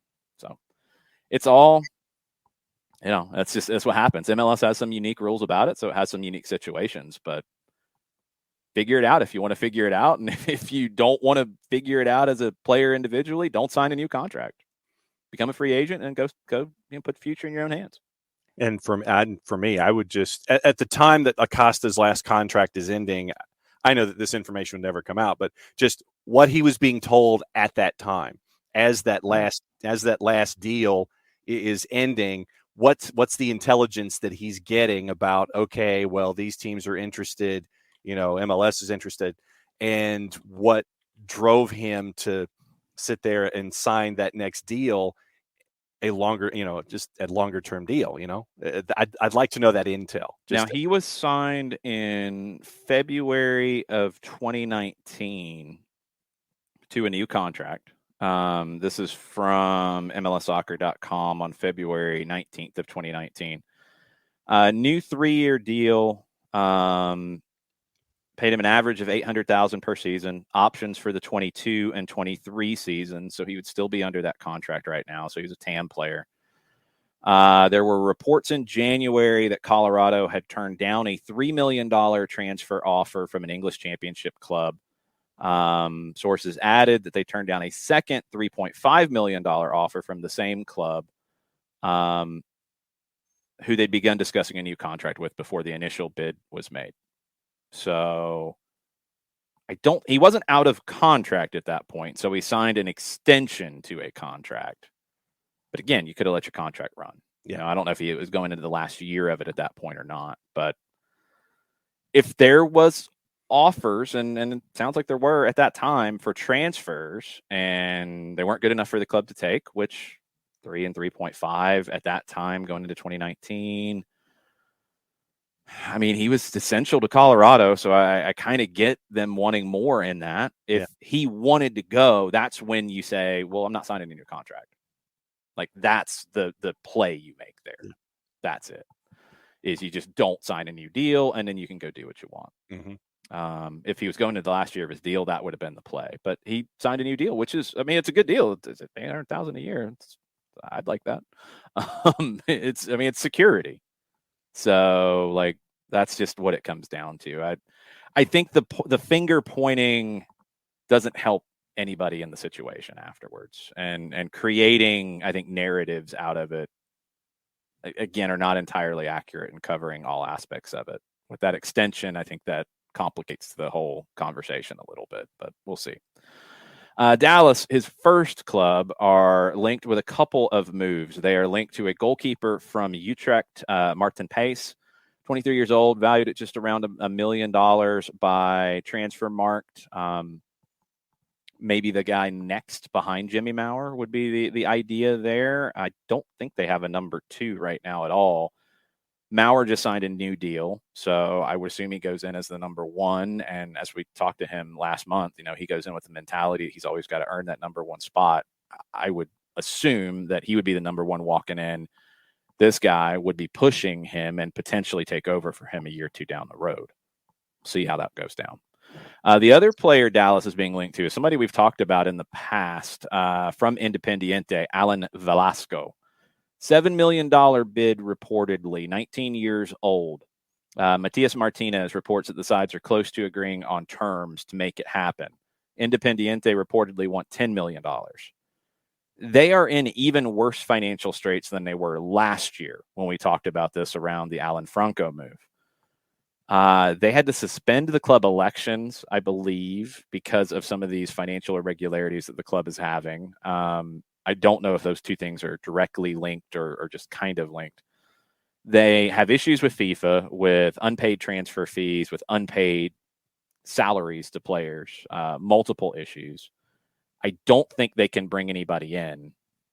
I think this would be a move to try to fix those things. And if you remember, Velasco was being linked to clubs last year and for even more money than 7 to 10. But they didn't do it. They should have. And now it looks like they're going to take less to try to fix this stuff because there's not a lot of really wiggle room for them. Could they try to find a European club? Yeah, but as we've talked about when it comes to players like Barco, I think moves in this kind of a range that used to be somewhat no-brainers for European clubs to bring talented players from this hemisphere over on more of a speculative kind of deal. I don't think there's as many clubs paying that kind of transfer fee right now. I think mostly it's the bigger clubs paying big transfer fees, and the smaller clubs are having to find guys out of contract and do smaller deals. They don't have the money to speculate anymore. So Independiente probably needs to get this deal done for as much as they can with Dallas, who does have money after the Ricardo Pepi deal, and take what you can get and pay off your debts and maybe be able to add other players. And I know that the fans in Dallas, after the Ricardo Pepi move, they saw the money that was coming back. And obviously with what happened last year, there's now that expectation level of trying to do things to improve, being at the bottom of the West last year. And it's like, you see that money that's there. It's like, hey, we got to spend that money, got to spend that money, got to spend that money. And you're still, it's a dance for Dallas with how they're building and at the same time wanting to bring in players that can help. And so it's, if they can bring in Velasco for somewhere from 7 to 10, for me, it will be interesting to see how much of the Pepi money does get spent on incoming transfers and how much of it they keep internal to help build what they've been building from within. Yeah, Emilio, I don't think these are the same kinds of antics. I wouldn't call it antics in terms of Independiente. I think this is just negotiation at this point. If it's, they want 10, offer 7, all right, you can find a spot somewhere in the middle, and whoever blinks first, you do the deal. Right. And Independiente has done this before. They really pulled antics when it came to Ezequiel Barco, and they wanted to increase the price that had already been agreed to. And we've talked about clubs doing that the other way with players, and like, oh no, we agreed to a number. Now we're going to give you a contract that is less than what we had agreed to. That stuff happens too. In this case, I don't think it's antics. In this case, I think Independiente is flat broke. I think basically they're broke. Their manager, who did everything he could for them, they let him walk at the end of the season. He went to Cologne, Falcioni. He's going into Copa Libertadores with that squad. Independiente is going to play in South American competition, but they just have no money to work with, and they got to bring some money in right now. So they're going to try to get 10. They'll get as much as they can. They'll make the deal. I think Velasco will end up in MLS because I don't think they'll find a better situation in Europe for him. And honestly, and I agree with Coco, it's probably the situation where, I think he is better off coming to MLS and doing well and then making that move in a year or two to Europe. And we're seeing more, and again, going back to those loans with an option to buy, those kinds of situations, MLS clubs are more aggressive. And all right, we're going to bring guys in. We're going to look to develop them and sell them on. And if we have to do a loan in the middle term of it to make a deal happen, we'll do it. We'll do what's right by these guys and do what's right for our business and our bottom line. I'm okay with that. I'm okay with that. Byrne says, I'm starting to think this whole idea where MLS buys young starlets from South America and resells them to Europe for profit is not a model that actually works. I think you have to be clear in talking about pre-COVID and post-COVID in that situation because the market's different. Byrne says they way overpay and they pick players that are not the right fit for Europe. Now, that last part is a club-by-club situation. The last part is a talent evaluation situation where that's not a model. I think every club in the world has issues from time to time with over-evaluating or under-evaluating or not properly evaluating or whatever in terms of talent. Missing on guys, overpaying on guys. I mean, we've seen that everywhere. That's not an MLS-specific thing. Now, I do think as the market recovers, MLS can be the biggest league in this hemisphere, which they're edging towards now with Brazil, with Argentina, with Mexico in that conversation. When you're the biggest league in the hemisphere, you are going to get the top young talent, and that's okay. And when the time comes for those players to be sold to Europe, tell them. That's fine. But I think it's a different transition for me. I'm not looking at it as you're purely a development league and you're just bringing in young guys and then selling them. I don't think MLS is doing that anymore. I mean, bringing in Alan Velasco, he's a damn good player. Like, beyond like what he could be in a sale to Europe down the road, he's freaking good. You're bringing him in to win. That's good. That's a good thing. If you sell him because he's a young, talented player and he does well here and you might be able to make a profit, well, welcome to the world of international soccer. That's what everybody does. That's okay. But I think you have to go into that road. And I think MLS is there. I think you're not looking at bringing in guys purely to sell them. I think you're bringing in young, talented players because you want to win. And that should be the route. And if you sell them down the road, cool. If you don't, okay, whatever. That's fine too. But I think you're bringing in more guys to win, to try to win. And you should. And Dallas increasing what they're going to spend. This is a much better signing than some of the signings Dallas has made over the years. If they get Velasco, he's legit. He's a talented player. Now, does that guarantee that he comes here and lights it up? No, because we've seen that everywhere. But I don't think you're purely buying Velasco for a future sale. I think you're buying him to come in and win games. And there needs to be more of that. Questions, as we'll hit a couple more things with MLS here in just a second. Katie Weaver says, is there any sell-on or other money to Independiente if a Barco move happens? Absolutely there is. There always is in these deals. And generally there's not an expiration date on them. I don't know what it is. I don't know purely what it is. But if I remember correctly, it was a larger amount if they moved him quickly, I think within the first year or 2 years, than it would be now. But yeah, there's a sell-on fee. I mean, that's almost a standard with any player that you transfer under the age of 22, 23, that there's a future sell-on fee in that deal. So yeah, Independiente will make some money off of that deal. But I don't think any of that is affecting Atlanta United's decision with Ezequiel Barco. I think it is down to if you have to open up a designated player spot and if you get the right deal for the club and the player in terms of fees. And you're not comparing it to what it was that you paid for him because it's a different market. You're not comparing, or you're not worried about having to get a certain amount because of the sell-on fee. You're doing the best business you can do currently. And that's about all you can do at this point, because it's a different market than it was when you bought him. It just is. And you can't let it be an albatross. You got to make the right deal and move on if that's the case. And if the right deal is a loan with an option to buy with a loan fee, so he's not a designated player, and you clear cap space and you can add somebody in that spot, okay, then that's the move you make. But I think MLS is getting more aggressive with making those kinds of decisions, and that's a good thing. It's a good thing for the league, because it goes back to that idea of bringing in young, talented players, not just to try to sell them, but to win games. So I'm down with that. Miami, quick update, because they've started their training and they are doing a live stream right now. A couple of things that we have learned.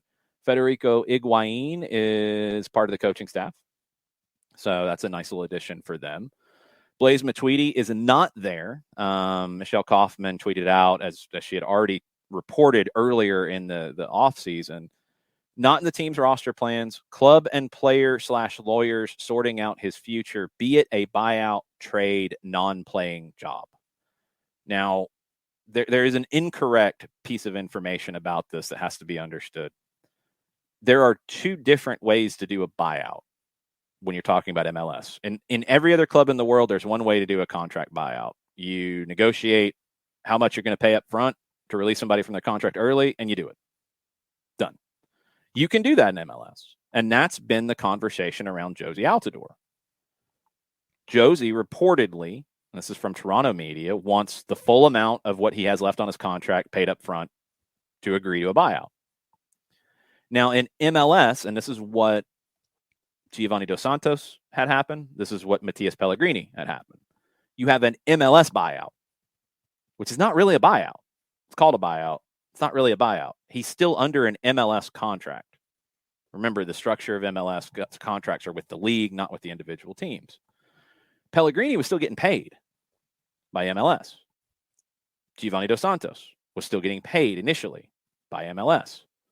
MLS did a deal with Gio after the Galaxy did the buyout, and I don't remember the terms of it when he went to Club America. If it was a transfer, if it was a buyout at that stage, if it was a mutual termination, whatever. You've got a couple different ways for this one, Matuidi. Matuidi's different than Jozy. Jozy, there might be interest from clubs to bring him in. I don't know how much there is in Matuidi at this stage. I don't know if you're going to get a transfer anywhere. Is he going to demand the money up front to take a buyout to open up the roster spot? Probably. He's probably going to want something like that. If you can do that, then great. You do that and you move on. Everybody's happy. Do you sign him to a non-paying job as part of that? Sure, whatever. That's up to Miami. If they can't get any of that done, they can do the MLS buyout that you get one of per year, and that's it. But he's still getting paid, and he's still an MLS player. He's not technically a free agent at that stage. That's the important element here. It's not the same, and people are kind of mixing that up. It's not the same. You can do a mutual buyout, and we've seen clubs do that. Atlanta did that with Carlos Carmona, essentially. Remember, they let him out of his contract. Or no, they did a transfer of that. Sorry, I'm mixing that one up. They didn't let him out. They did a transfer. It was a low money transfer, but it was a transfer. That has happened in situations, though, where MLS clubs will mutually part ways so somebody can leave. Atlanta has done it in a couple of situations. They did it with Dion Pereira. They let him out of his contract. I think they just let him out of his contract when he went back to England. They released Gurr, so it wasn't quite the same thing before he went to Aberdeen, but basically they released him so he could go on his own, and there wasn't any issue with that.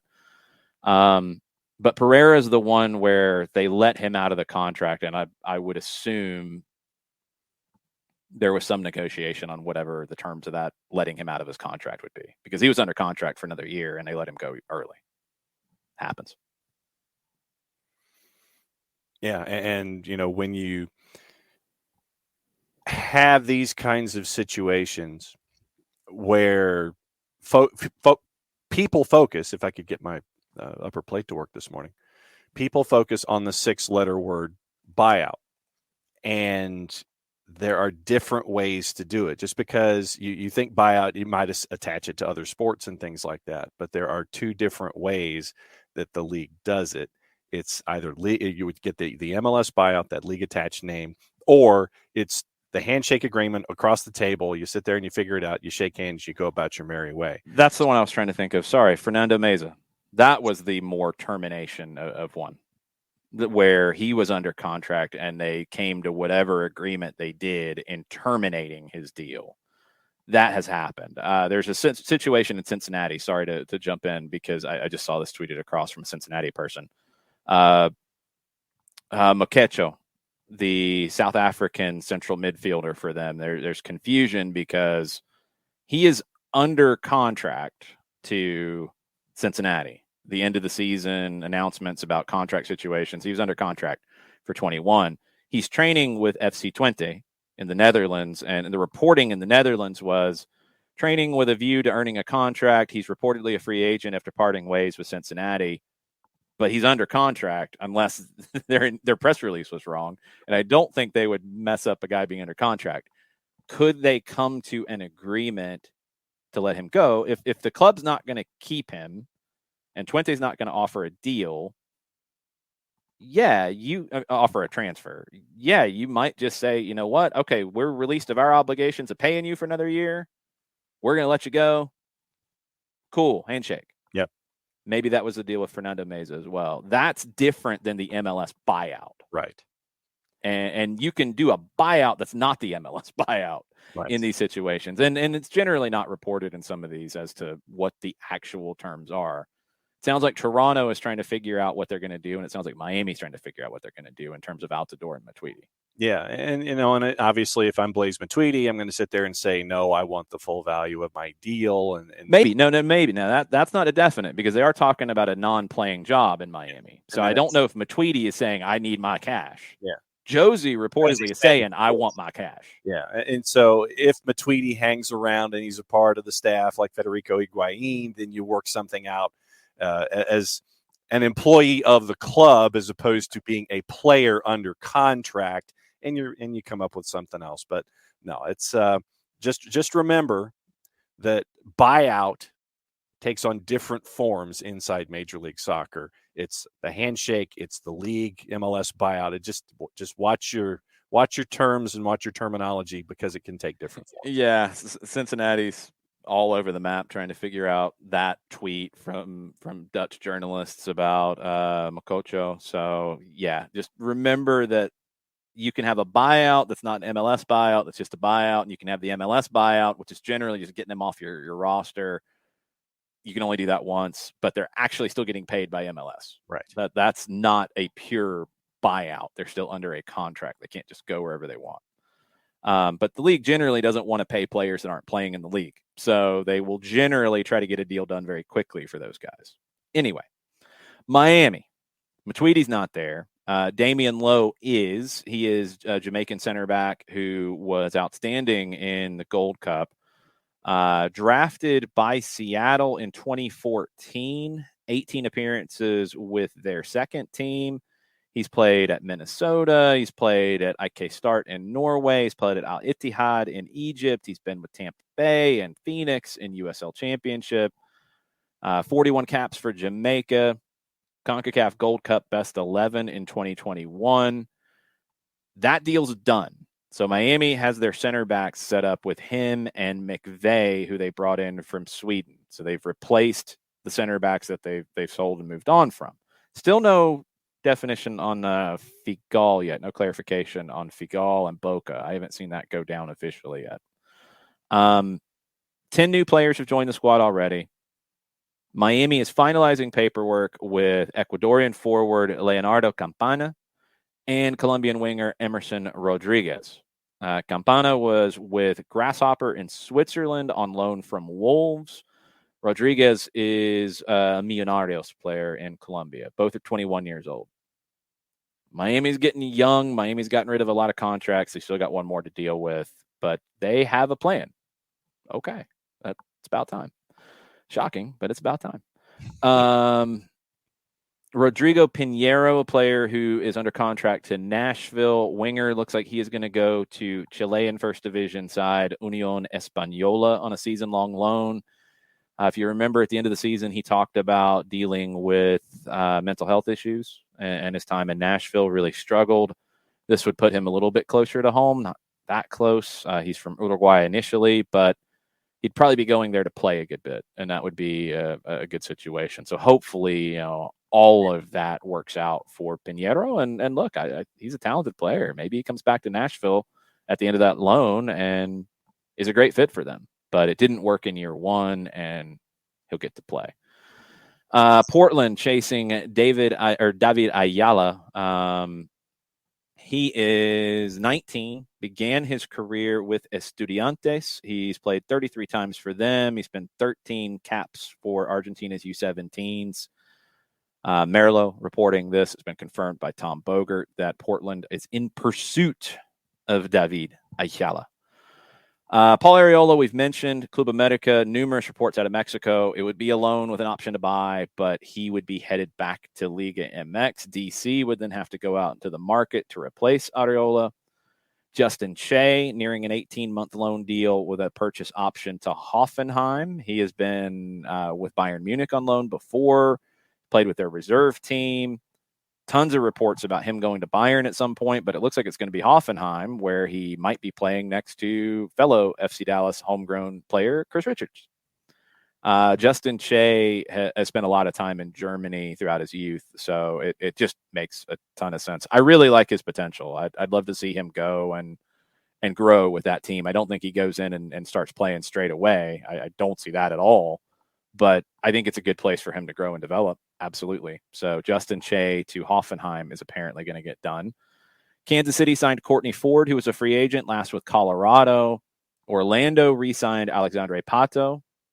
Missed most of the season due to injuries. He's 32 at this stage. Body's probably a lot older than that with all the injuries he's had.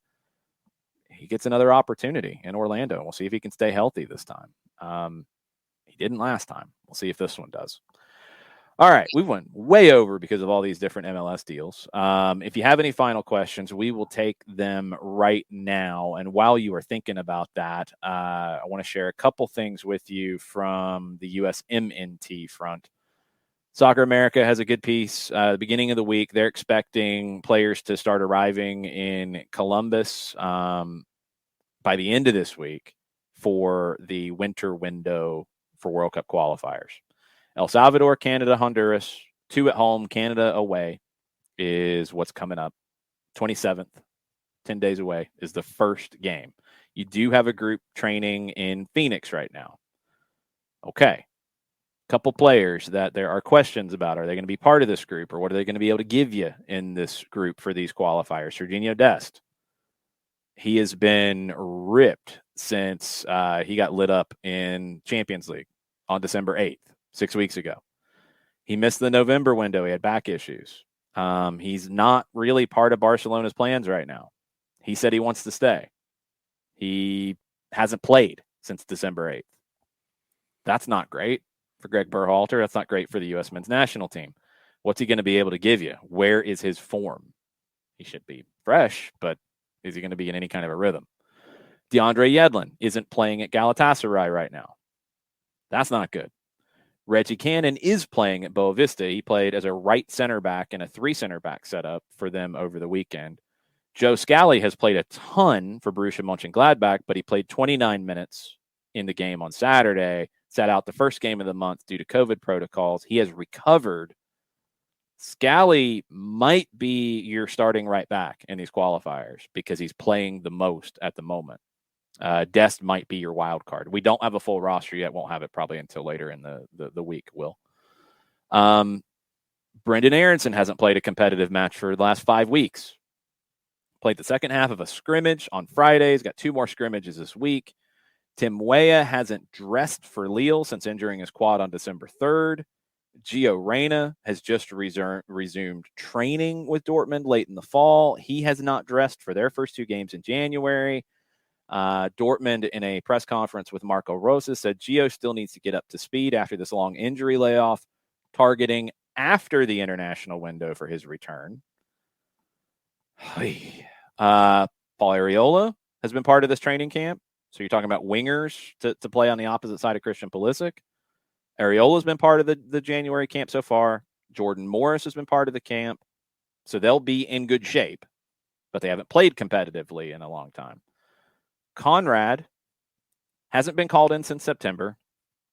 Played just 16 minutes for Marseille in January. He had COVID first, and he's had a muscle injury. Matthew Hoppy's played 25 minutes in Mallorca's last 2 games after being sidelined for about 3 months. So he's still getting back up to speed. Holy crap, that's a lot of stuff. Yes. You might have to turn on the wing to Josh Sargent, who played on the wing for Norwich. He did set up the first goal. It was an own goal, but he set it up. Mm-hmm. Okay. Or you might have to play Dest, who's not in any kind of rhythm, as a winger, which is an option. And he played that under Ronald Koeman at Barcelona. He played as a winger. Maybe that's where you turn. And you play Scally as a right back. Maybe you worry that the lack of rhythm might hurt Dest more playing in the back. Play Scally, who's played more, although he hasn't played a lot lately, but he's been recovering from COVID. He's played a ton this season. Maybe you trust Scally a little bit more defensively than you do Dest, and you get his explosiveness on the wing, and you put them on the same side to where maybe they can kind of play for one another. And this is where you are. This is where you stand right now. You got a bunch of questions, and you got 3 huge qualifiers coming up. The U.S. isn't the only team that'll have these questions, by the way. We mentioned Keylor Navas and Costa Rica. He's tested positive for COVID. Is he going to be ready to go on the 27th or the second game or the third game? It's a 3-game window. I don't envy Greg Berhalter right now in picking this roster and picking what this team looks like in these games, because you have so many unknowns, and he's going to have to take some gambles. And look, we already know how Twitter is with anything in the world these days, let alone a national team. He's going to have to take some gambles, and some of them are not going to pay off. But I don't think he has a lot of sure things right now either. His surest thing is the midfield. The surest thing is Tyler Adams has started playing again with Leipzig. Weston McKennie's been brilliant for Juventus. And Yunus Musa's been playing. And those 3 have been really good in U.S. shirts. And they're going to be okay. They're going to be okay here. Beyond that, you got a bunch of questions. So then is it Scally for you just because of him playing? I mean, on paper, right now, yeah. I would play him at right back at least 2 of the 3 games. Maybe Dest can give you a game there. Maybe you do well in Canada to where you can take a little more of a gamble in that second game. Maybe you go to Canada and win. They're going to be missing Alphonso Davies, so I mean, anything is possible. Yeah. I'm going to make sure that I'm as secure as I can be defensively first.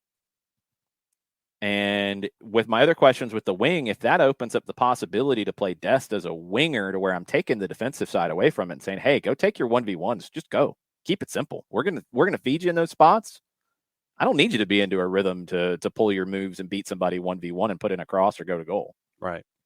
I do need you to be into a little bit of rhythm to defend. So I would lean to Scally, but that's like on paper until you get guys in camp and get to look at them. But you're not going to have them for all that long, and then you're going to go play 3 games, and you're not going to be able to rely on many of these guys for 270 minutes in 3 games right now, because your MLS guys, anybody outside of this January camp, and I don't think you bring in any MLS guys who haven't been part of this January camp, they haven't played. I mean, they might be, fit in terms of physical fitness, but they're not soccer fit. Right. So 270 minutes for them is going to be difficult. And you got so many other questions. You just have so many situations that are weird. I think you got to secure it defensively. You got to get results. It's not about looking pretty right now in these games for Greg Berhalter. It's about survival. So if that's 3 1-0 wins, I will sign up for it and take it in a heartbeat, because you're probably going to the World Cup with 9 more points. You're probably good with 9 points in this window. You're probably good for the rest of it. You don't have to sweat the last window. I don't want to sweat trips to the Azteca and to Costa Rica. even if Costa Rica's out of it by that point, they will do everything possible to ruin the U.S.'s qualification. I don't want to sweat that. If you can find a way to get 9 points here, even if it's ugly, you take it and you run. Because it's El Salvador and Columbus. Then it's the game that everybody's in a flitter about at Tim Hortons against Canada, right? They're in a flitter about it? Everybody's like, oh, the cold, oh, the cold, oh, the cold, you know. Well, then you're going to St. Paul. So, I mean, you signed up for the cold. So, like, the U.S. can't be in a flitter about it because they're playing the next game in St. Paul, Minnesota. Yeah, against Honduras. So, I mean, literally, I'm with you. You get 3-1-0, you're out the door. Great, make it go. If you get 9 points out of this, I don't care what it looks like. I really, truly don't. And I hope that people are ready for that. I know they won't be. I know the people are lining up your hashtags and getting your drafts ready to go. I know they're there. It's out there, but the U.S. is going to have issues in this window because of their roster situations. Other teams are too. There's a lot of pressure on Mexico right now. Panama's right there on the borderline. You know, they've overperformed so far from what we all expected. Canada, not going to have Alphonso Davies in this window. You know, everybody's got issues right now in this window, the U.S. included. It's not going to be easy. So buckle up for all of that, because it's the weirdest qualification window the U.S. has ever faced, because you don't normally have qualifiers this time of year. You do now because of COVID. You don't normally have 3 games in a window. You do now in this qualification process. You've done it before twice, but you didn't do it when your MLS teams weren't in season. So I think you have a smaller pool, although you have been able to bring those guys in to train. That part's really good. And look, go ahead. You can probably find them now. Go ahead, and you're going to see the tweets. Greg Berhalter's relying on the MLS guys. They're not going to qualify because of the MLS guys. But he's had some of these guys in camp for over a 2-month period, a pretty long time. He's going to have some guys that I think he can count on in these games. And he's going to have some guys that I think he's going to have to count on in these games because of the other injury situations. I just don't think he's going to have a choice. Getting those guys in December, getting guys in now, as he's had for a little while now, that might end up being the difference. That might end up getting the U.S. through. It really might. And I hope whatever it is gets them through. I don't care if it's an MLS thing or not, but it might end up making the difference. Just having these guys in camp and having them working together, because you got some questions on this lineup in other positions, and it's just outside of your control. It just is the situation. And not even getting into, as we talked about last week, you are going to be looking at guys' COVID situations. And have they recently recovered? Okay, they should be okay. Somebody like Scally becomes really valuable because he's recently recovered from it. He should be all right. You're going to have guys who test positive showing up. So, I mean, it's crazy. It's absolutely crazy right now. This window in South America and in CONCACAF, you're going to see some of the weirdest situations in World Cup qualifying you've ever seen, and it will decide who goes to the World Cup. It will. It's going to be a mess. All right. Final questions. I'm going to look and see if we got any just to get into. Coco is flittering, by the way, just to share that with you. Okay. Just make sure that you're flittering safely and that you don't fly away. Yeah, you might need to get that checked out. Yeah. Let's see. I'm absolutely with you, Burned, on the decision to play at St. Paul. I think it's stupid. I get it from Canada's perspective against the U.S., even though I disagree with it. And we had the conversation about playing in the cold against Mexico. I think it absolutely affected Mexico. Yeah. So their bet paid off in that one. Right. That playing in cold weather, they'd get an advantage by playing in the cold weather, even though it doesn't allow their good players to be as good as they can be. Right. Because that's just the physical components of playing in cold like this. You can't play as well. You just can't. It's physical facts. Mm-hmm. All right. So Canada going to that well again against the U.S., who I don't think it will have as much of an effect against the U.S. as it does against Mexico, but who knows? Yeah. They're going to that road. All right. I get it on their perspective. They're coming from a more of an underdog position. Sorry, Canada, but that's the mentality that your federation takes sometimes. That feels like a little bit of an underdog move rather than playing them in Toronto where the weather might not be quite as difficult and playing them more straight up. The U.S. deciding to play the last game of the window against Honduras, a team that you're better than, in what could be, probably should be, if you're playing prognosticator on the weather, which is always a dangerous proposition, Mm-hmm. it should be brutal. Yeah. You're giving Honduras an opportunity as an equalizer because It will equalize your talented players. Now, also, again, as what happened with Mexico going to play in Edmonton, they really struggled playing in the cold. Honduras should really struggle playing in the cold. But your guys are going to struggle too. Right. I don't think they needed to do it. And now, on top of the injury issues and on top of it being the third game of 3 and all the other chaotic things, you're bringing more chaos into it than you need to for that game. I just don't think it was necessary. If it was Mexico, fine. Okay. I understand that. If you wanted to play Mexico and St. Paul in January, if that was the way the schedule had worked out, all right. I don't love it, but all right. I at least understand the mentality. You don't need to do that against Honduras. No disrespect. It's just a matter of the quality of the two teams. Mm-hmm. You don't need to do that. They're doing it. So I think that in that situation, you're giving the underdog a chance. Yeah, it should really make it difficult for Honduras to play well. It should have a similar kind of effect as it did for Mexico and Canada, which should be fine for the U.S. But you don't need to do it that way to bring the potential chaos into it with your players being limited in that. Right. You just don't need to. Mm-mm. And they are. And I hope it works out.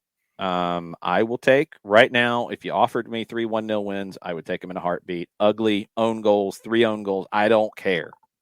Just get in. Just get in because this window is going to be brutal for everybody involved across this whole hemisphere, all of the teams involved. Every team will have some major issues that is not already in. And there's only 2 teams out of this whole hemisphere that are already in, Brazil and Argentina. So they don't bring players. Lionel Messi doesn't come. That's all fine. It doesn't matter for them. Everybody else, you're going to see some crazy issues. You are going to see some crazy, crazy issues. So, I don't like bringing another self-made issue into it by playing at St. Paul in this game. I just think it was a bad idea. Hopefully it works out. Doesn't look like there's other news here yet. Looks like we are good to leave. Just checking. Cincinnati's still trying to figure out buyouts and Makocho's situation. So I think we are good to wrap the show up. Okay. We do have soccer over there tonight, returning after a 1-week hiatus. It was a good hiatus in my mind anyway. We will be back tonight at 7:00. We will have picks of the week. We'll go deeper into some of the international stuff on the board. We'll get into what's going on in Italy. We'll talk about the Erling Haaland situation. I'm sure we'll talk about our good friend Ralph at Manchester United as he continues to make friends and influence people. We'll have plenty of that to get into. But that'll be tonight, 7:00, twitch.tv/soccer down here. Thanks for being part of the show this morning. We'll talk to y'all later on. Much platiel. Much platiel.